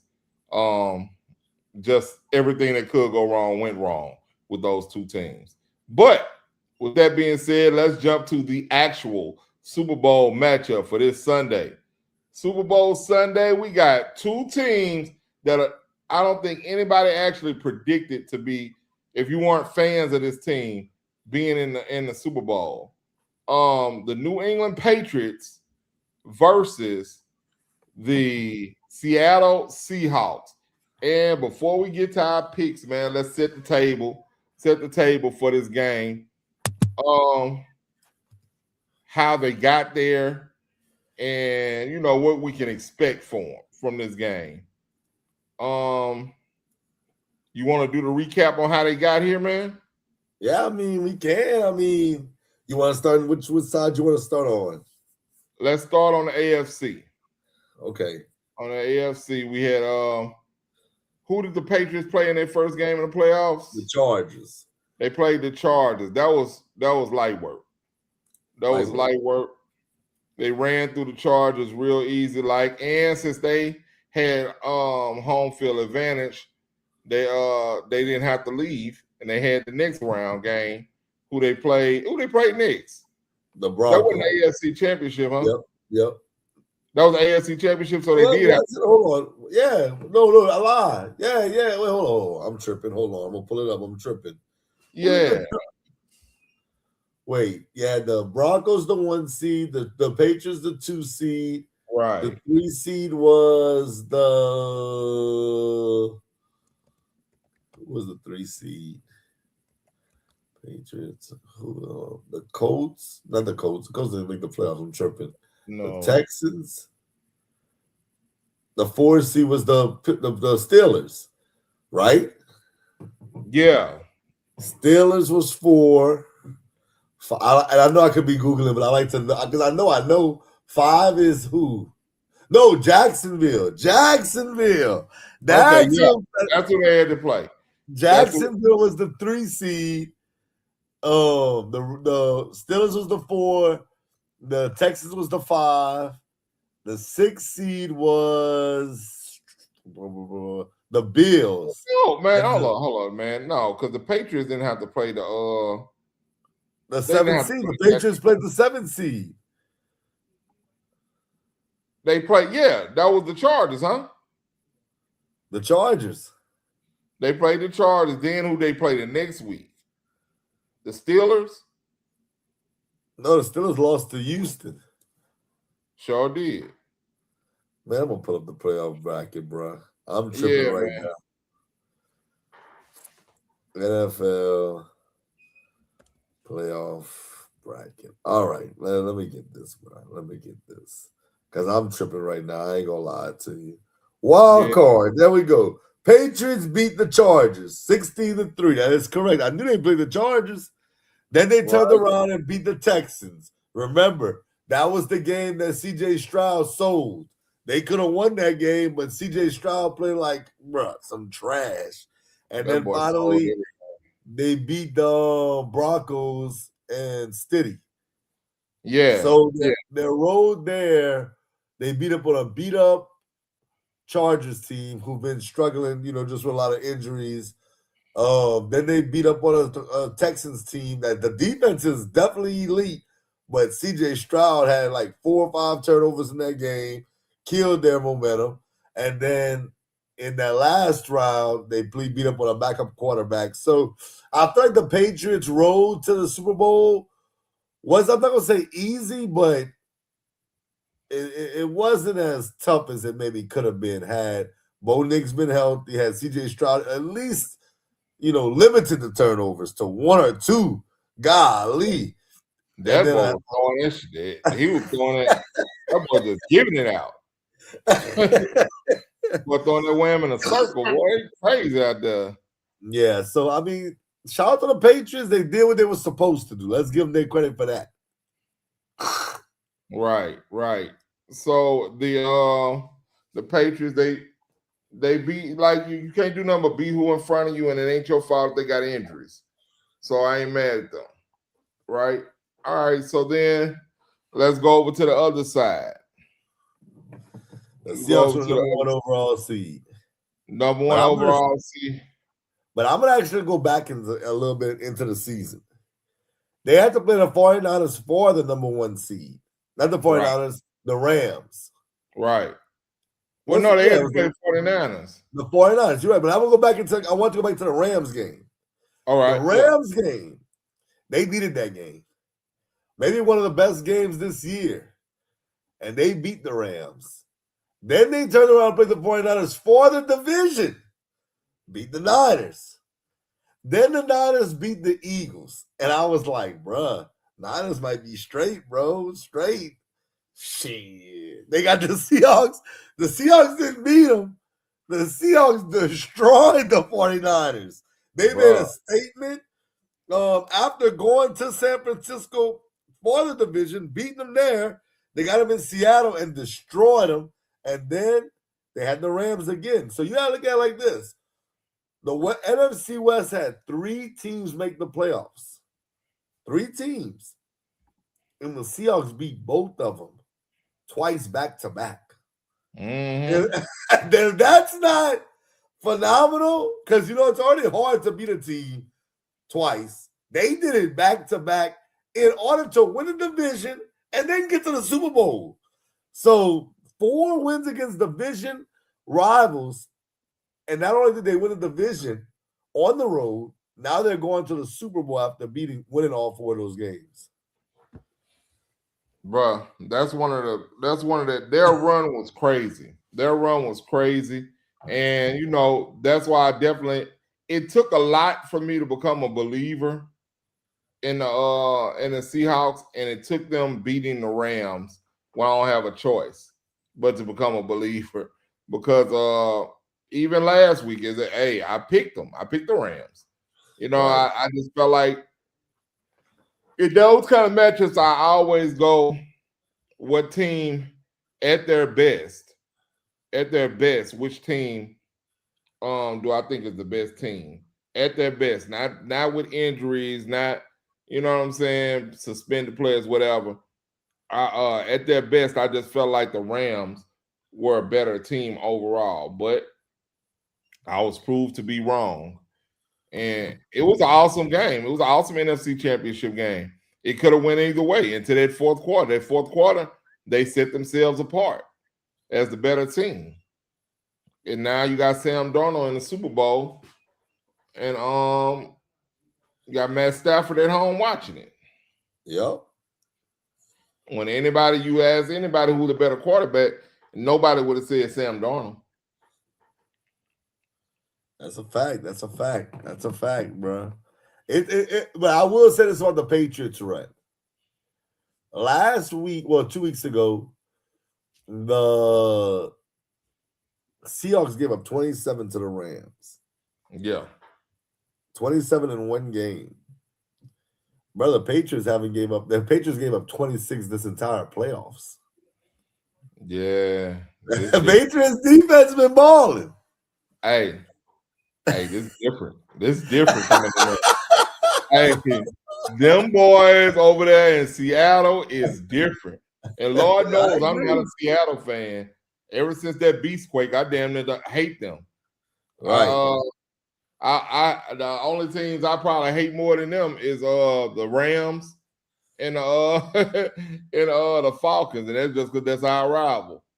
But I understand. I understand that the Rams put 27 points up on them, and I don't know if Drake May can do it. Bro. He's having a phenomenal year, bro, but I don't know if he can put up 27 points on them. Okay. I like the way the Seahawks look, bro. Defensively and offensively, they set themselves apart this whole playoff run. All right. I agree with you. I think the Patriots defense have been balling, but I think the Seahawks have been balling as well. And it's going to be a crazy one. There's a lot of battles on this card, but this is going to be your favorite. Damn, Breeze, come back, dog. Let them boys run you away from battle rap, man. You cut the reference. I like that. But yeah, I think this will be a good one, man. I think we have a good one on our hands, and I can't wait to see it. You told me this before the season started, boy, what? I would have been like, no. The Seahawks, bro. It would have been hard for me to say the Seahawks before the season started, just because I didn't have the faith in Darnold that most people, maybe besides himself and the coaching staff, maybe because they signed him. But the Patriots, I thought would be good, maybe a playoff team, but not get to the Super Bowl. I think if you ask me who I'm more surprised by, I would say the Patriots get to the Super Bowl.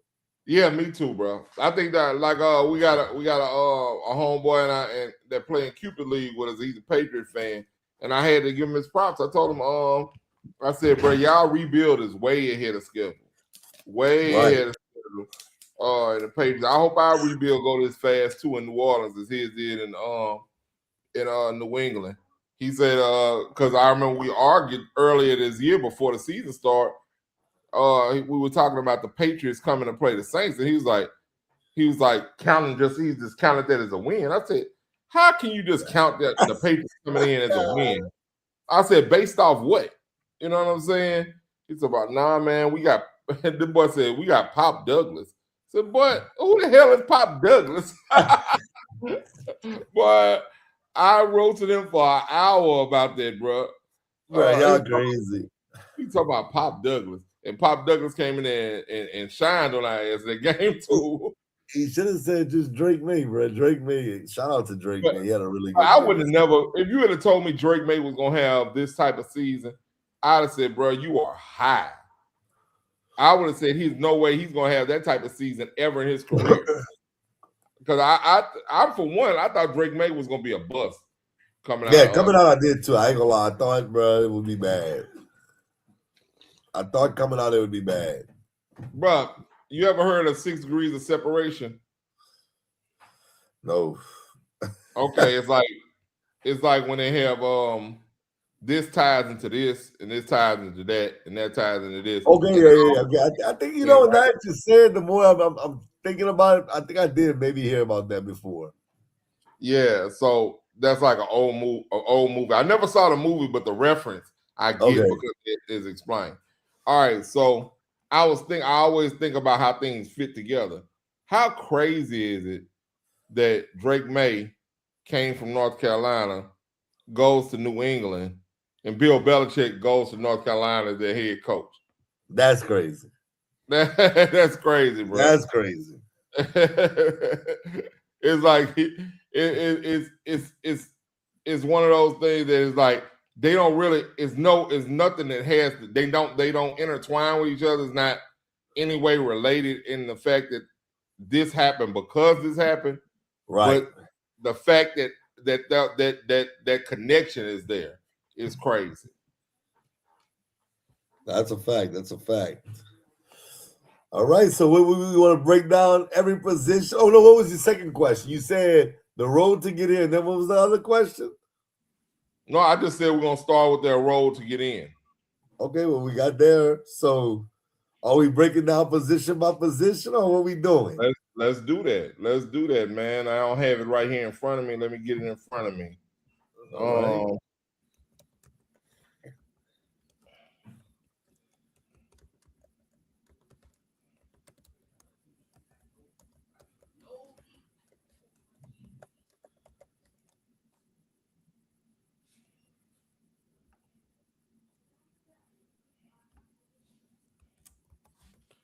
Y'all forgive us for not being as prepared, but well, I'm ready whenever you're ready. I'm just I'm texting somebody right now.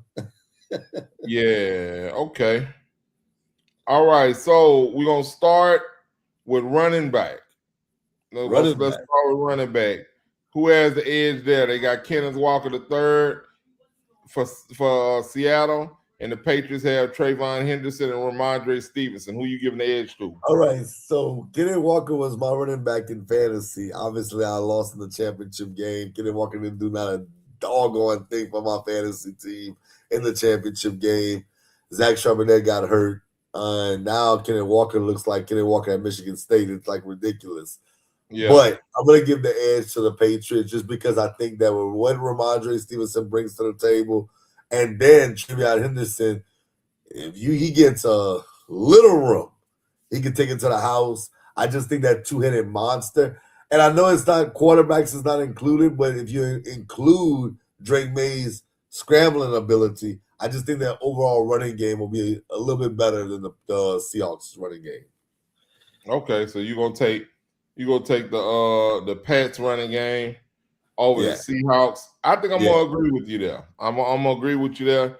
I had Ramondre Stevenson as my third running back in the league, and he didn't let me down, man. That boy scored touchdowns pretty much every game this season, damn near. Like that he wasn't injured. So I think they have he's the they got like the new Zoom and Boom. You know what I mean? You got Trayvon Henderson, he's the Zoom, and Ramondre Stevenson, he's the Boom. And I think they complement each other well. And one thing about it, I think they ride the hot hand. Whoever's hot that game, they keep feeding them. Right. I'll give advantage to New England there. All right, let's just go to the like you said, all it takes is Kenneth Walker to have a bad game. Who are the Seahawks relying on then? Yeah, exactly. You see what I'm saying? Like the Patriots have a few guys they can rely on. So yeah. Yeah, Kenneth Walker twists his ankle, but them boys passing for the rest of the game. Come on, bro. They passing and punting for the rest of the game. So, all right. So who we got? We got the wide receiver matchup next. I think this was kind of an easy one, but let's see. Let's just see who you got.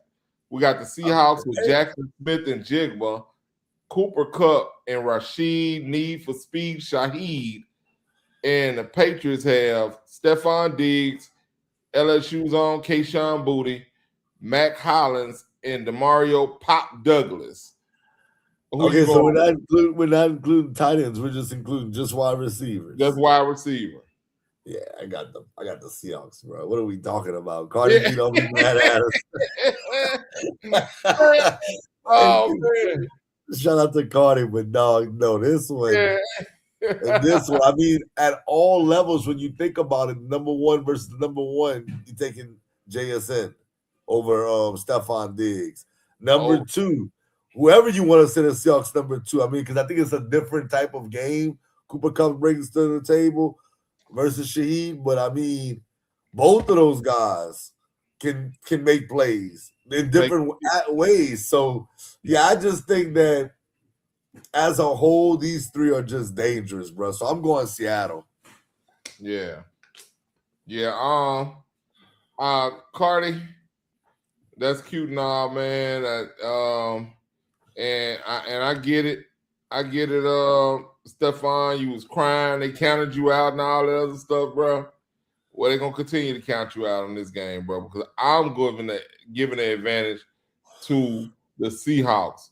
Bro, let's think about it. JSN, he's the number one wide receiver in the league this year. Right. Cooper Kupp is the second option.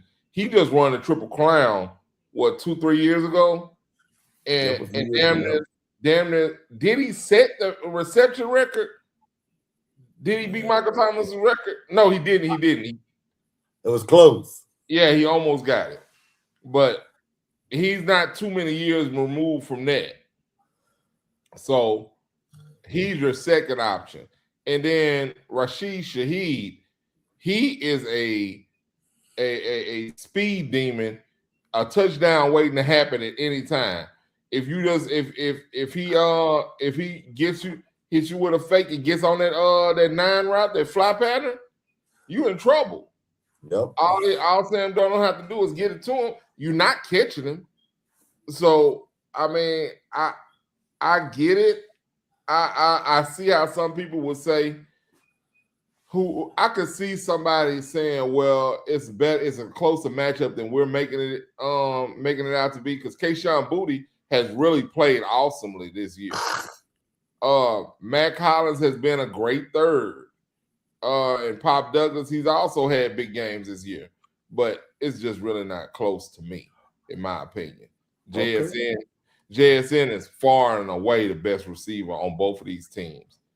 And it's not even close. Like if Diggs is your number one and JSN is the number one, it's not even close. Right. So yeah, I'm definitely going with the Seahawks on that one. All right, so let's go to the next position. You wanted to include them, but the tight ends. I'm gonna give the answer to the Patriots here. Yeah. All right. The Seahawks are AJ Barner, and the Patriots, they got Hunter Henry and Austin Hooper. Yeah, I'm going Patriots in this one. Hunter Henry, to me, he may be an X factor in this game. You know, I think that he can play a part that can be big in this game, a big factor, because he has those games where you like, dang, I forgot they had Hunter Henry. Henry can go crazy. So I would lean a little bit more towards what they got over AJ Barner. There's no knock to him, but I just trust Hunter Henry a little bit more. I trust trust Hunter Henry and Austin Hooper more. Both of those guys have been I want to say elite pass catchers in the NFL for their teams. I remember Hooper when he played for the Falcons. I think he played for them for like 2 years, and he was a beast for them. And we're not going to even talk about Hunter Henry when he was a Charger. You know what I mean? Right. So you got those two guys who are able to draw on that experience for being a number one, a top 10 tight end to become those. They know how to get open. They know how to use their body to get those big catches in the red zone, over the middle and stuff like that. And I just haven't seen it from Barner to that level. So I'm going to definitely get an advantage to the Patriots. Okay. All right, so let's keep going. Let's see. O-line. I mean, I know you know this is where. Well, go ahead. I'm gonna let you finish saying what you're saying. Go ahead. I'm not gonna name the whole O-line for the Seahawks. Let's just go with their left tackles, right? Charles Cross, left tackle for the Seahawks. Pretty big boy. He's good. I think he's been a Pro Bowler before. And the Patriots got the rookie from LSU, Big Will Campbell. And he makes the Super Bowl in his rookie year. Very proud of him down here in Louisiana. He's one of Monroe's finest, even though he went to Neville. It's okay. I forgive you. You can't help where you was born, and your mama and them lived. You should have went to Washington, but that's fine. I'll let you make it. Y'all are 5-8 champions, bro. Calm down, bro. Yeah, bro. So I'm shooting shots. I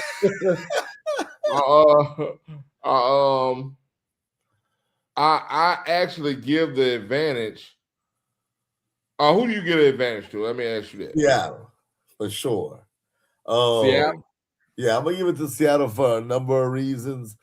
I just think that, well, let me say my biggest reason.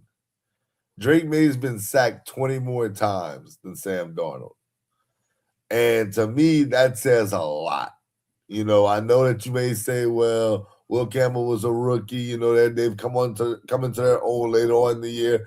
But 20 times is a whole lot more sacks for a guy that's mobile, that can get out the pocket and run, but yet still was sacked 20 more times. And then I just think when you look at Charbonnet and Kenneth Walker, when they were both healthy, and I don't have the numbers in front of me, but I'm pretty sure they outrushed Ramondre Stevenson and Henderson, just from a rushing standpoint alone. So I think overall, based on that, I'm going to go with Seattle. All right. I'm going to go with Seattle, but it's going to be based off playoffs alone. All right. Okay. Sam Darnold's only been sacked 5 times in the 2 playoff games, where Drake May's been sacked 5 times in each of the playoff games that he played. And, you know, Will Campbell just a rookie, yes, but it ain't just him out there. Right. The rest of the guys ain't just rookies, and all those sacks ain't coming from the left side. Right. So they got to do a better job of protecting Drake May. I think that's probably one of the positions that they're going to seek to fix during this off season. And, you know, the good thing about that is they already got that left tackle in place, Will Campbell. He's going to be a dog in the NFL just like he was in college. So, but for right now, they ain't there yet. I give the advantage to the Seahawks. All right. Well, actually, just a little FYI, the Patriots ranked higher than the Seahawks in rushing offense. Okay. New England was 6th and Seattle was tied for 10th. Okay, but I think Drake May's running ability helped with that too. Yeah, it probably did. But I mean, them boys was having some big games over there in New England too, though, bro. Yeah, they were. I mean, they did have some games where you like, okay. Yeah. Some games I had Ramondre Stevenson on the bench. I was like, damn, bro, why I had him on the bench? Right.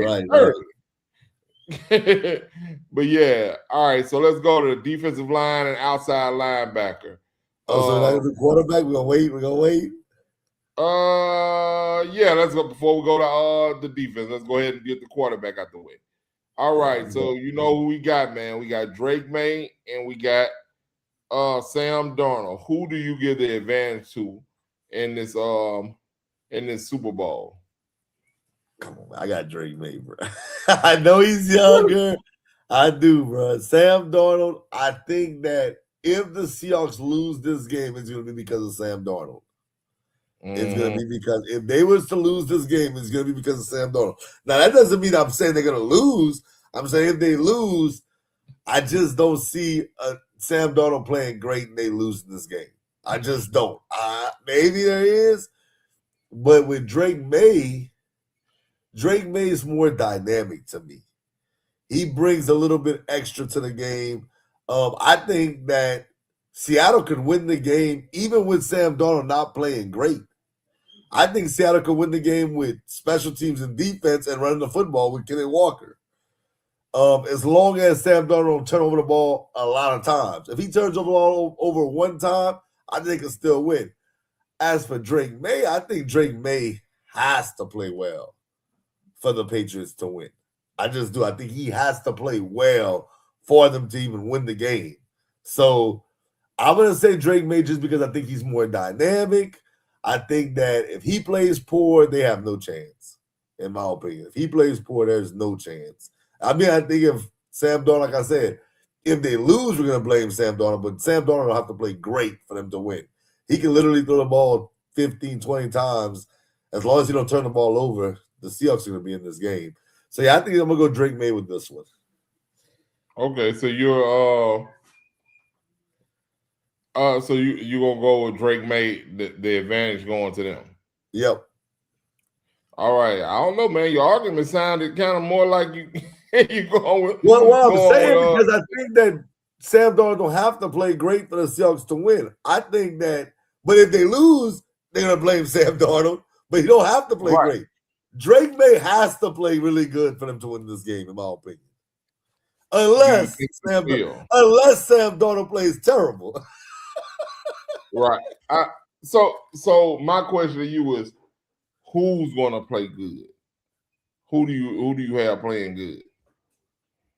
Well, that kind of gives my answer away, so I don't want to give that away yet. Okay. All right. And that just says going into the game, who should be Drake May. Okay, let's be honest. Sam Darnold is not winning the MVP. He's not coming in second.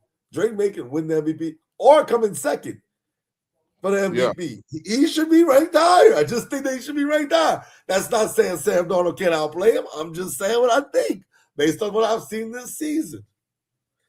Right. Okay. All right. I got you.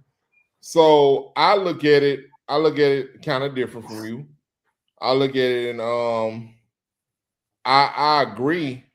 Sam Darnold doesn't have to play great for them to win, but if I'm just looking at their most recent tape, and that's the playoffs, Sam Darnold has outplayed Drake May in the playoffs. I'm not mad at that. That's fair. And Sam Darnold basically played the best game of his whole entire career in the NFC Championship game, and he had to for them to win. And I think he has to do it all over again. But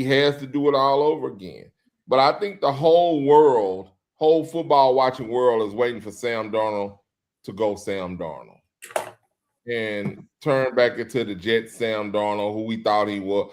That we were waiting on him to do something so we could say, man, I knew Sam Darnold wasn't that good. And he's just been proving us wrong all season.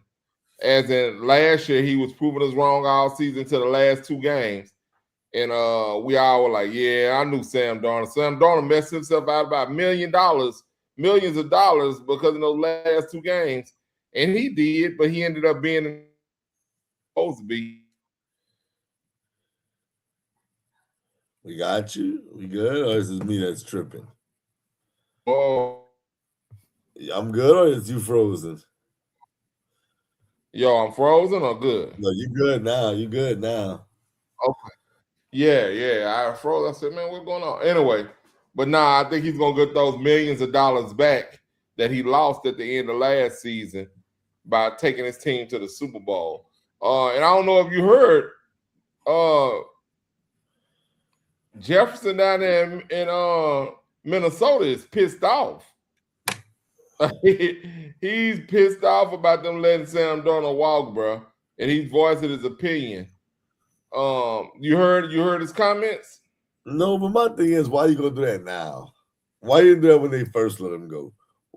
Like, that's my thing. Now, it's easy to say that now that he's going to the Super Bowl, but you know, and I love Justin Jefferson. Shout out to him, man. LSU for sure, all day, every day.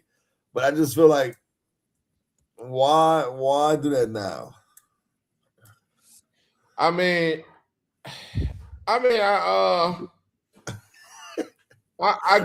get it, bro.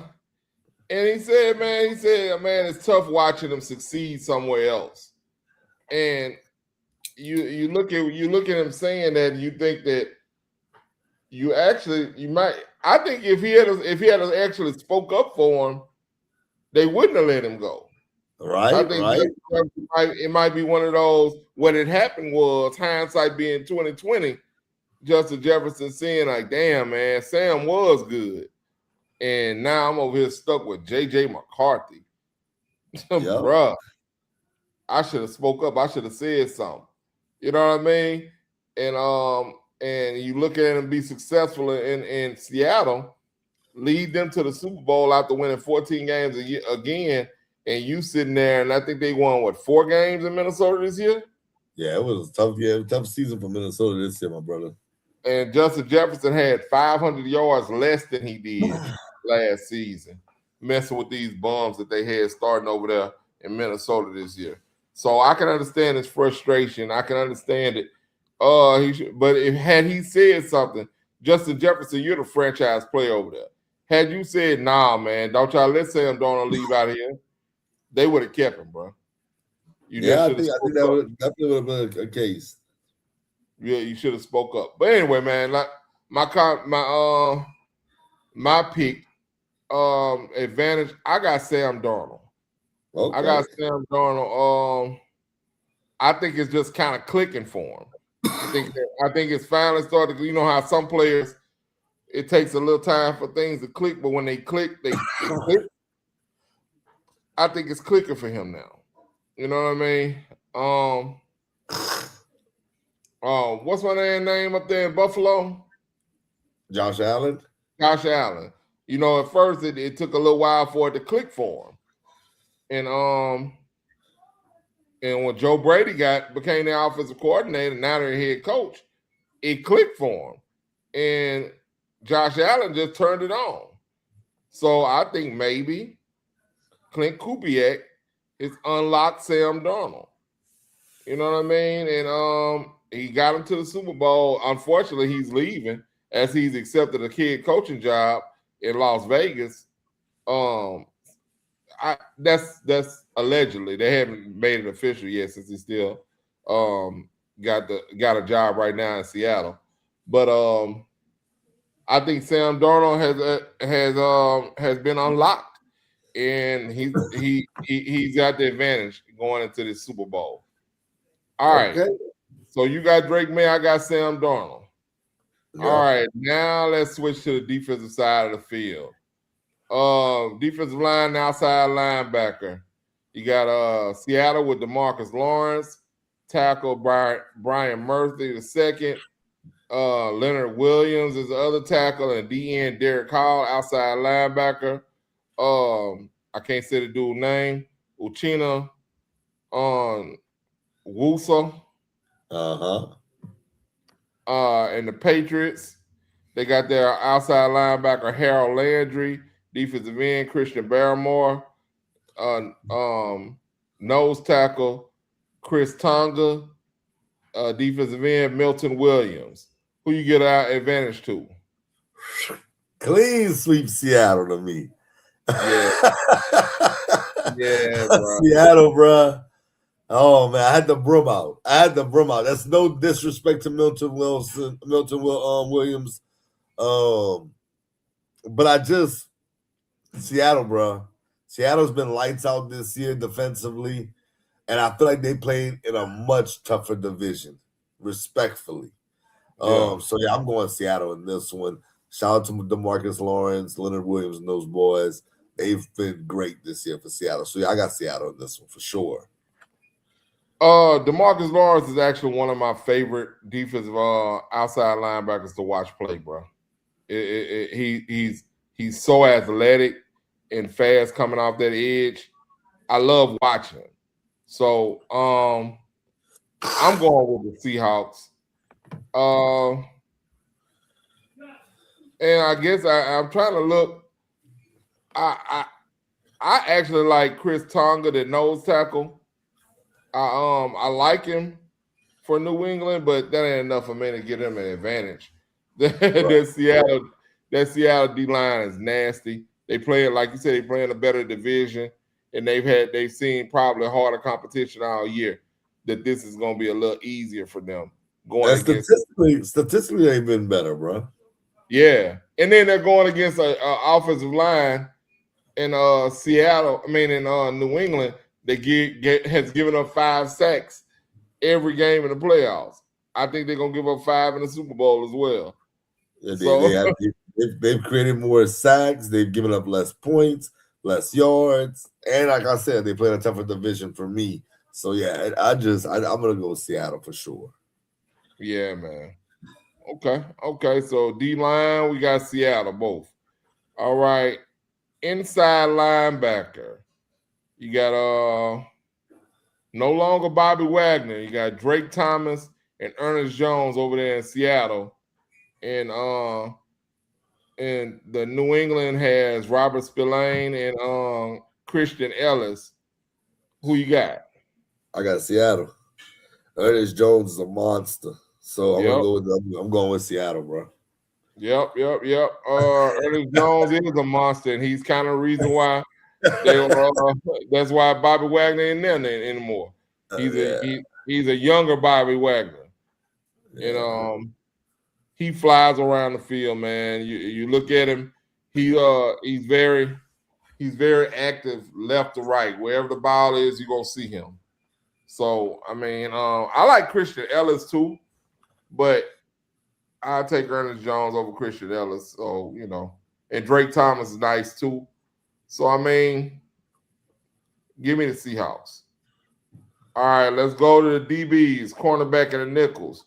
You got Seattle with Devin Witherspoon, Josh Jobe, Rick Woolen, and Nick Amawari. And the Patriots have Christian Gonzalez, Carlton Davis III, and Marcus Jones at the nickel. Who you got? This was the closest, bro. But believe it or not, and I love Christian Gonzalez. Give me Seattle, bro. I like the way the unit plays together. Like, that's my thing. They play together very well. They have more interceptions than the Patriots, more takeaways.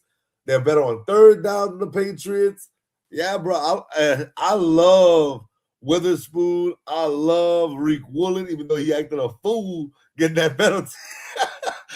But Imawari, I was like, I wanted the Saints to draft him in the draft, this past draft, coming the kid from South Carolina.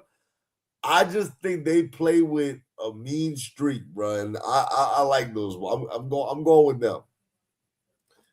Yeah, man. Like I said, this was a hard one because Christian Gonzalez, he's one of my favorite corners in the league right now. But I like Devin Witherspoon. I like the whole unit over there in Seattle as well. Even though Carlton Davis, he's not a slouch either. No. But you know what I'm saying? But like you said, I like the whole package up there, Pauls or whatever. Paul, I'm about to say, yeah, Paul. Yeah. Imawari, like you said, I would love for the Saints to have drafted him, but I think we did pretty good. He's a big nickel. He's a big nickel, man. And for him just being a rookie. He's playing above his age, if you can put it like that. So, but I do take the Seahawks over the Patriots. But if you had to tell me who's your favorite DB in this, yeah, I'm not mad at you at Christian Gonzalez right there. I'm going Christian Gonzalez. But as a unit, I'm taking Seattle. All right, so let's keep going. At safety, Seahawks, Kobe Bryant, no relation. Julian Love, and the Patriots, Jalen Hawkins and Craig Woodson. Let me get my broom out, bro. I think that's a clean sweep on defense. I got the Seahawks, bro. You said no relation. After this, you'll be calling your cousin. Cousin! Yeah, look up. What up, man? Yeah, I like Kobe Bryant, like Julian Love, bro. Like I said, I just like the way this unit works together out there on the field. I don't know. Like I told you, I like when I was watching Shakir Stevenson, going back to that reference, I like when I see like chess being played in sports. And I just feel like the way that the Seahawks play defense, bro, it's like they manipulate you into making a play that you think is there that's really not there. So I got their safeties as well. All the way through, I think their defense is better. And that's no disrespect because I think the Patriots have a good defense. Yeah, they do. And they've been playing well throughout the playoffs too, man.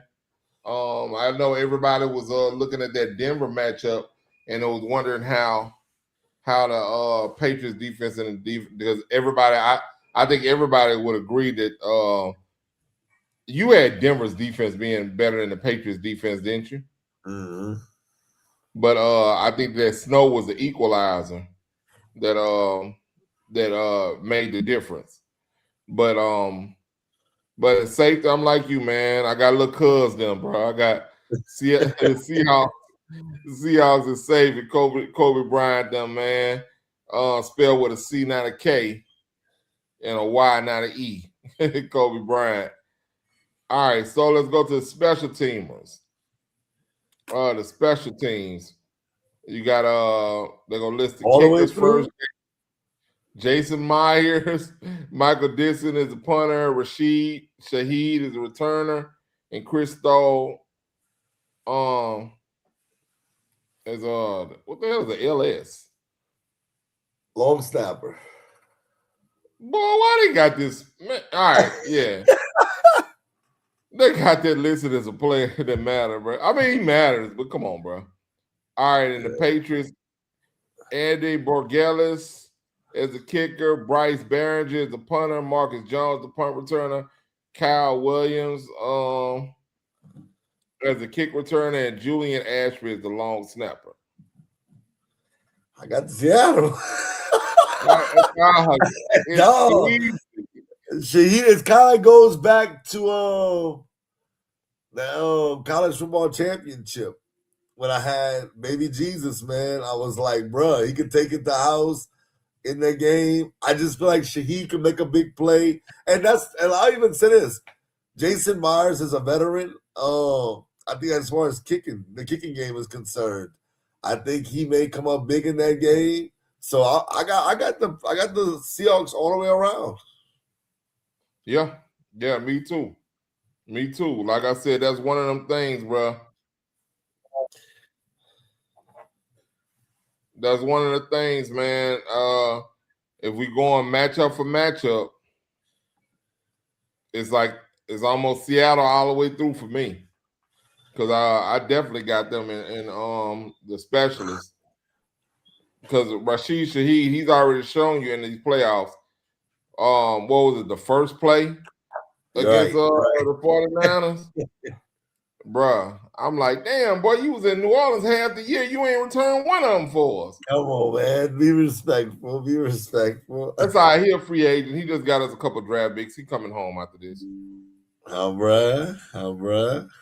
But yeah, I got Seattle, man. So, all right. So we done ran through everything except for let's go head coach. Man, this is where it's tough for me because I love Mike Vrabel, bro. I do. I ain't gonna lie to you, bro. I think Mike Vrabel, bro, I do that Ryan Tannehill ball. Hey, bro, I ain't gonna lie to you. I was like, bro, Mike Vrabel might be one of them dudes, bro. He might be one of them dudes, bro, that I gotta take serious. And I'm like, bro, what he did with Ryan Tannehill's career, bro, that was nothing short of phenomenal to me. So, oh man, my boy, oh man. I can't go Wash, right? You can go Wash if you want to, man, but no, dang,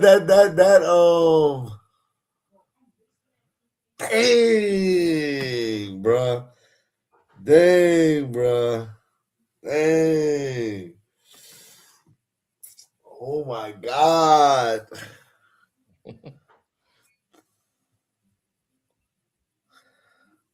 I think, and why I can't get my boy's name. Something with an M. I can't think of his name. The Seahawks Mike coach. McDonald. Mike McDonald. I couldn't think of his name for a second, but McDonald has done a great job this year, bro, with Seattle. Yeah. Oh, this is hard, bro. I ain't gonna lie to you. Before the show started, I had Mike McDonald. But the more I thought about it, like, bro, I was like, the more I thought about it, I was like, dog, Vrabel is a dog, though, bro. Because Darnold is a late bloomer, but what Drake May is doing, he's still very young. I'm talking about 9 point, and I'm not rating them as a 9 point something coach, but let's just say we rate them as an 8.5, and I'm going 8.5, 8 and an 8.59. I'm gonna go Mike Vrabel, but I'm talking about by the slimmest of margins. And it's really, I'm not mad if you go the opposite direction. All right. So I like coaches that remind me of myself. Right. Great motivators. Do I think Vrabel is a great X's and O's guy? I don't. I think he's more of a great motivator. I think he does the right thing. I think he gets his players and puts them in the right position to make a play. Mike McDonald, I think he's actually a great motivator too. But I think he also did what he's supposed to do and surrounded himself with people who are smarter than him at the positions that he needed them. Like getting Clint Kubiak to come over there and run his offense. Because if I'm not mistaken, he's a defensive type of guy. And he had to have a great offensive mind over there. And that gives him points in my eyes completely, like immediately. When you surround yourself, smart people surround themselves with people smarter than them. That is true. And I think that's what he did when he did that. So I think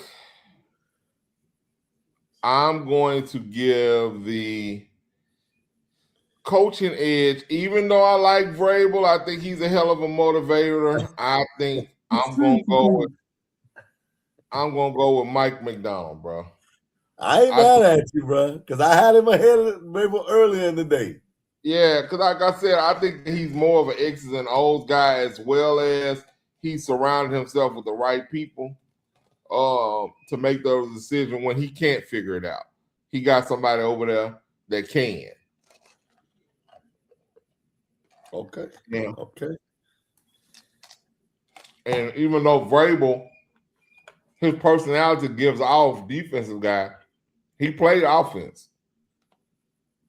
You know what I mean? Right.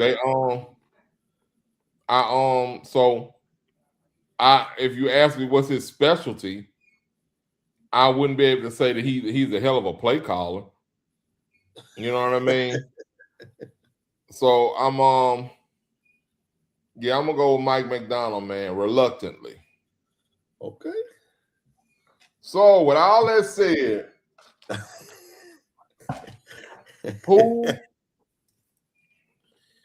Hold up, let's go. Let's go with these guys' picks first. Okay. We got Antonio and Jasper's picks.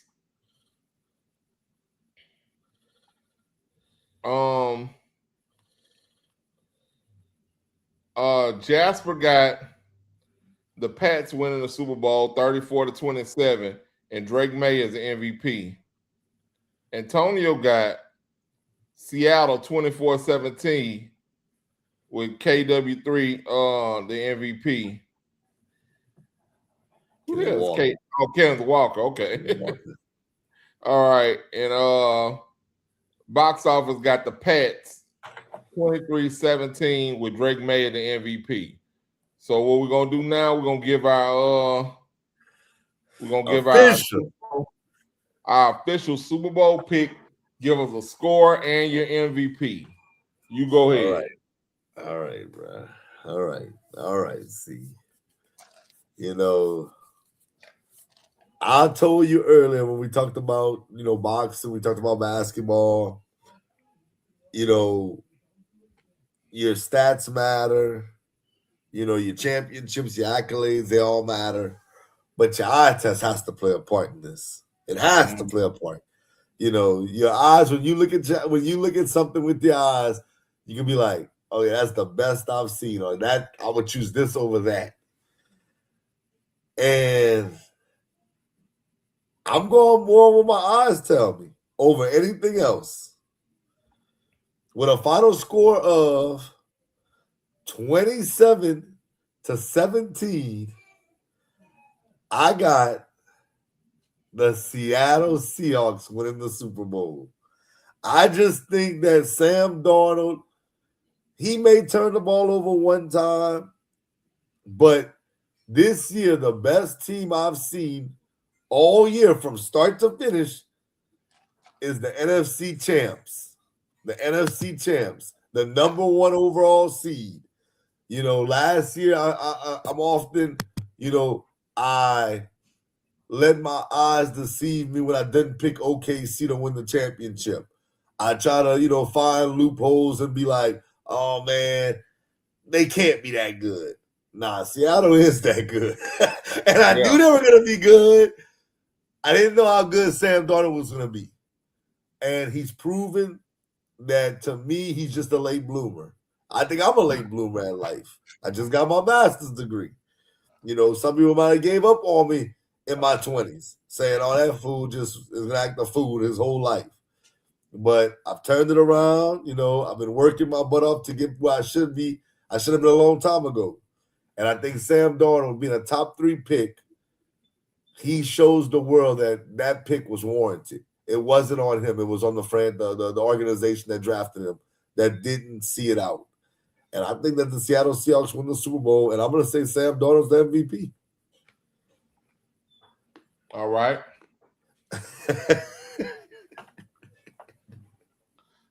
I'm trying to make sure I'm picking this with my mind. Right. You don't want to be biased. I'm not being biased. I just think based on what I saw this year. Yeah, and I'm like I said, I want to make sure I'm picking this with what I've actually seen and what I actually think. They sold me last game, bro. The Seahawks sold me last game, bro. Now, I don't mean sold me like in the way they say it now. I mean, they sold me as in he put me away or whatever. He played me. No, they sold me. They showed me that they are for real after this last game. I'm going with the Seahawks. I think it's going to be, bruh, I'm going for a 30-13 Seahawks win. Wow, blowout. Yeah, not too much of a blowout, but it is a blowout. I got him 30-13. Sam Darnold MVP. Fairy tale season for him. He I think he goes back into that Seattle GM's office and says we need to look at this contract again, bro. I know I just signed, but I just bought you a Super Bowl championship, bro. I'm gonna need some more chicken, bro. I need some more chicken. And they better give it to him. Because I know he's under contract, but you don't want him playing unhappy. But I think he, like you said, you described him perfectly. I think he's a late bloomer, and the franchise that he was drafted to was the Jets, and they've proven to be a horrible franchise. You know what I mean? So it wasn't his fault. Who was the guy they drafted after him? My boy from oh my God, what's his name? I think we were BYU. Yeah. Oh my God, I can't think of his name. I can see his face. I can see everything. I'm trying to think of his name. Dang, the Jets be ruining quarterbacks, bro. Boy. Zach Wilson. Zach Wilson. There you go. Zach Wilson. And I said, and I like when they drafted Zach Wilson, I said, damn, they just drafted another Sam Darnold.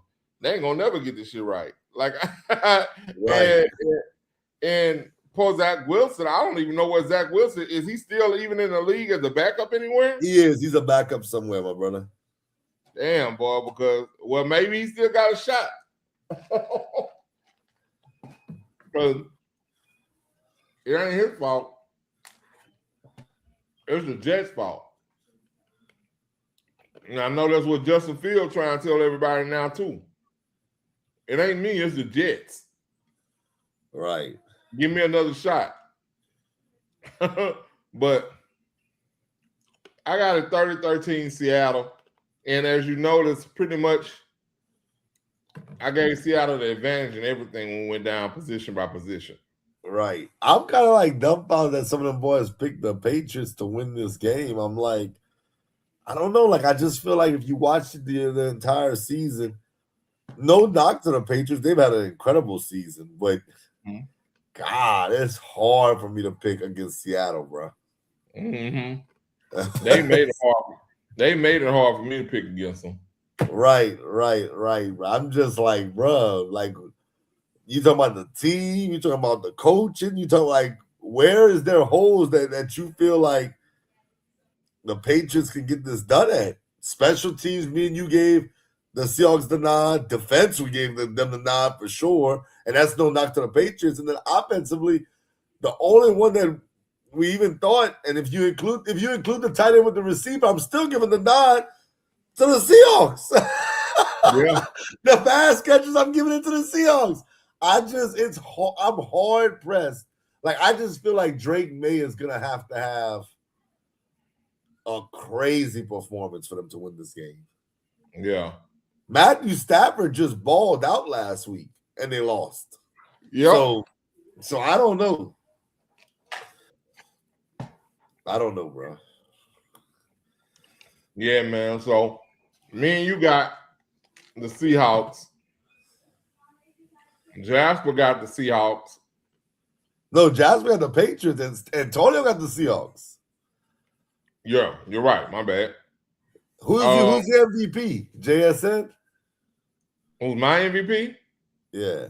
Sam Darnold, bro. Okay. He completes the season. It completes the season, the storybook season. On top, holding that trophy.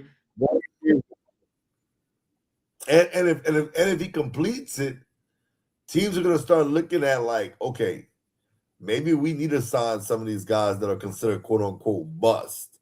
Because maybe they're just a late bloomer like Sam Darnold, like Rich Gann. I know Rich Gann didn't get it done, but he was MVP later in his career. He got the Raiders to the Super Bowl. Some of these guys you have to look at and say, is the situation the problem or is it the guy that's the problem? Right. And I like to look at it like that all the time, man. I look at situations all the time to see, especially if it's a player that I know was good if I saw like I always tell you, I say, man, this dude didn't just forget how to play football. You know what I'm saying? Right. He didn't just forget how to play basketball or whatever. It's the position that they're in, the place that they're in. Sometimes the place, the coach, the team is not a perfect fit for them to thrive. So I look at those type of things. And Sam Darnold is a perfect example of that, bro. This is who he is. He's done it 2 years in a row. This is who he is. Okay, I know I haven't officially named the segment yet. I know you and I talked about naming segments before we get out of here. I just want to hear over or under. And I just want, like, you're going to just tell me over or under based on a stat I throw out there to you for a particular guy. And then you can just tell me what you think, okay? Okay, over or under 250 passing yards for Sam Darnold in the Super Bowl. Over. Okay. Over or under 120 yards combined passing and receiving for Kenneth Walker.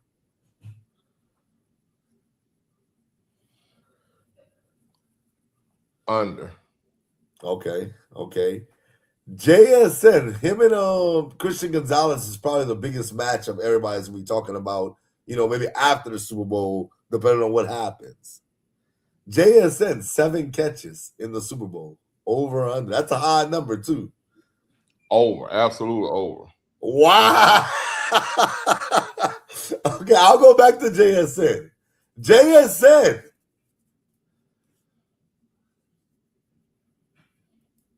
I'm not going to say over or under. How many touchdowns? 1.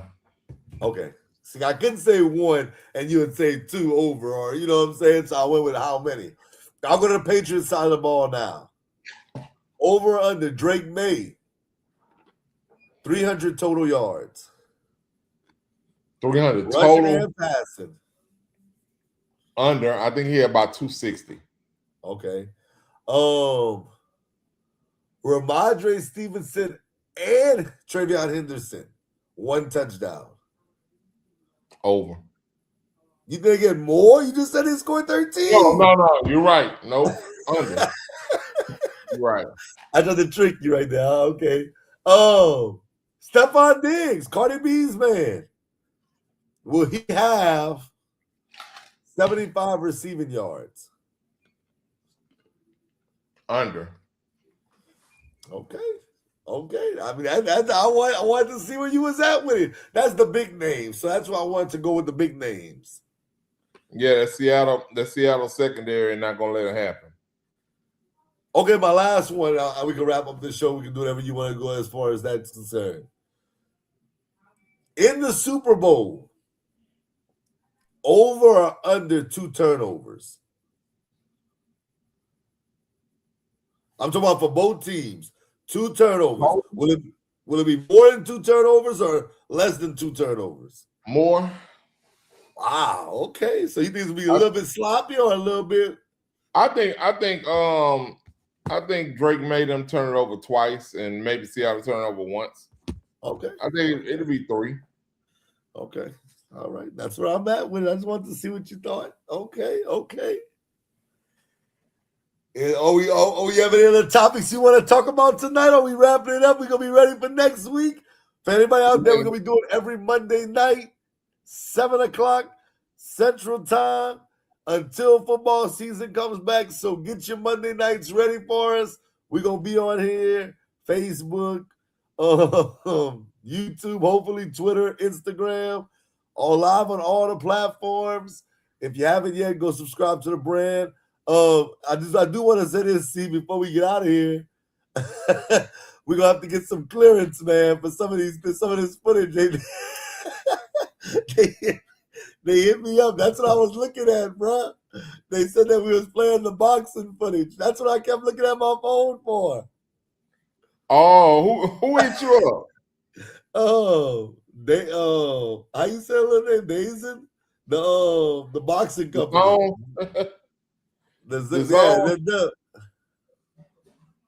Damn, okay.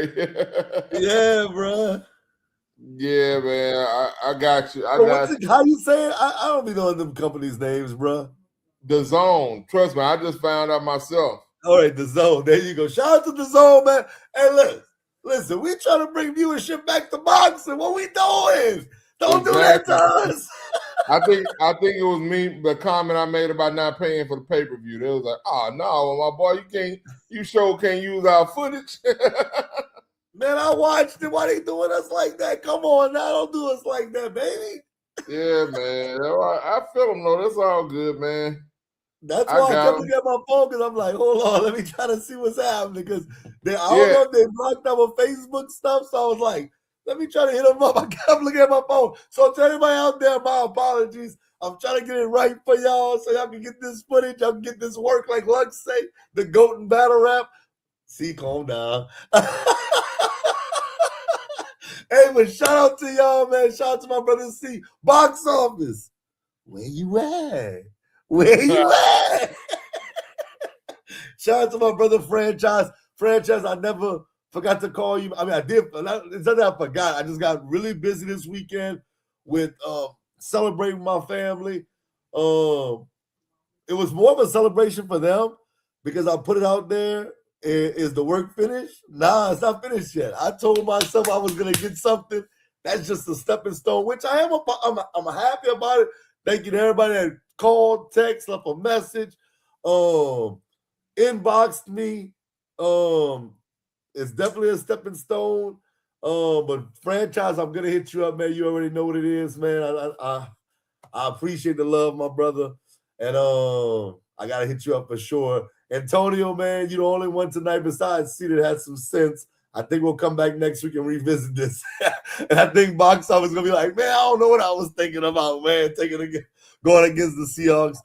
But neither here nor there. Your boy Trex, the sports junkie, man. This NBS stuff's about to take off, man. I got some things in the works. C got some things in the work that he's working on. And maybe, just maybe, if we can make it work, maybe we'll have some things in the work moving forward with some big news, some big plans. But see, I actually need you for something else, bro. While I got you here, I'm gonna put you on the spot. I'm starting a new interview thing. I'm going to start interviewing teachers, bro. I was gonna call it True on One. It's me interviewing just different people, but I'm starting my first cycle with a bunch of teachers. I have a few already signed up for it, where we'll give you the insight from an educator from the inside the classroom so everybody can get a real version of what it looks like inside the classroom. And I got a few teachers that's already signed up, some administrators and whatnot. So definitely would love to have you on so you can give your insight from Northside High School. Not trying to, talk bad about any school, but just telling the parents exactly what it feels like to be an educator, what it means to you, some good things, some bad things, the good, the bad, the ugly, and the truth. That's all it comes down to. Well, parents say we the problem. We say the parents the problem. Well, appreciate you, my brother. But yeah, so that's my shout outs today, man. Shout out to my family because he gonna try to hit his family up. I ain't gonna let my wife do me like that. So shout out to my family, man. Your boy got his masters. My dog got his masters. Look, man, God, see, we did that, huh, bro? Already, man. They never would have thought it. Nobody could have ever imagined, man, we was running around here with them swordfishing parties that we would be masters running around here within the next decade. And we still got a lot of work to do. Go, man. Y'all trust us, man. We coming, man. It's gonna be crazy. Yeah. I won't rest till they calling me Dr. Brian. Hey, bro, gotta have that, bro. That's a part of it. Yeah, man. They can call me Dr. Brian or Dr. C, whichever one you want to do. Yep, and Dr. X. Yeah, man. But you done with the shout outs and me? Yep, done, my brother, done. All right, man. Real quick, let me just do this before I do my usual shout outs, man. I want to send a big RIP shout out to my homeboy Brian Nick Wilson. Just signed out. He passed. One of my favorite players I played with in high school. Like I said earlier, we rode home together for 2 years after practice, and he hit me up. Like I said, he hit me up a couple of weeks back, and we were talking about just like one of my main memories from him with him was us riding home, and we got the Machiavelli. He had gotten the Machiavelli tape when it first came out, and we just kept listening to Toss It Up over and over again, bro, over and over again. And it was like one of our favorite songs on that. And I still love that song to this day. And he had hit me up on Instagram and just had mentioned it. I don't know. He said we're riding in a red Camry, jamming and Toss It Up after I posted my Letterman jacket up. So man, that's a hard pill to swallow, man. So R.I.P. Nick. Damn, bro. R.I.P. bro. My last for the shout outs I always go to my family, Hunter Morgan, Tori, Christian, Lynn, Edward. Dad, I love y'all. I'll see y'all in just a second. To my beautiful wife, Latricia, I love you too. I'll see you in just a second. And Papa's babies, Marcel Carter Bryant and Lazara Grace Bryant. Pap, love y'all. I'll see y'all in just a second, even if it's just on my screensaver. I love all y'all. I'll see y'all next week, man. All right, brother. Stay up, man. All right.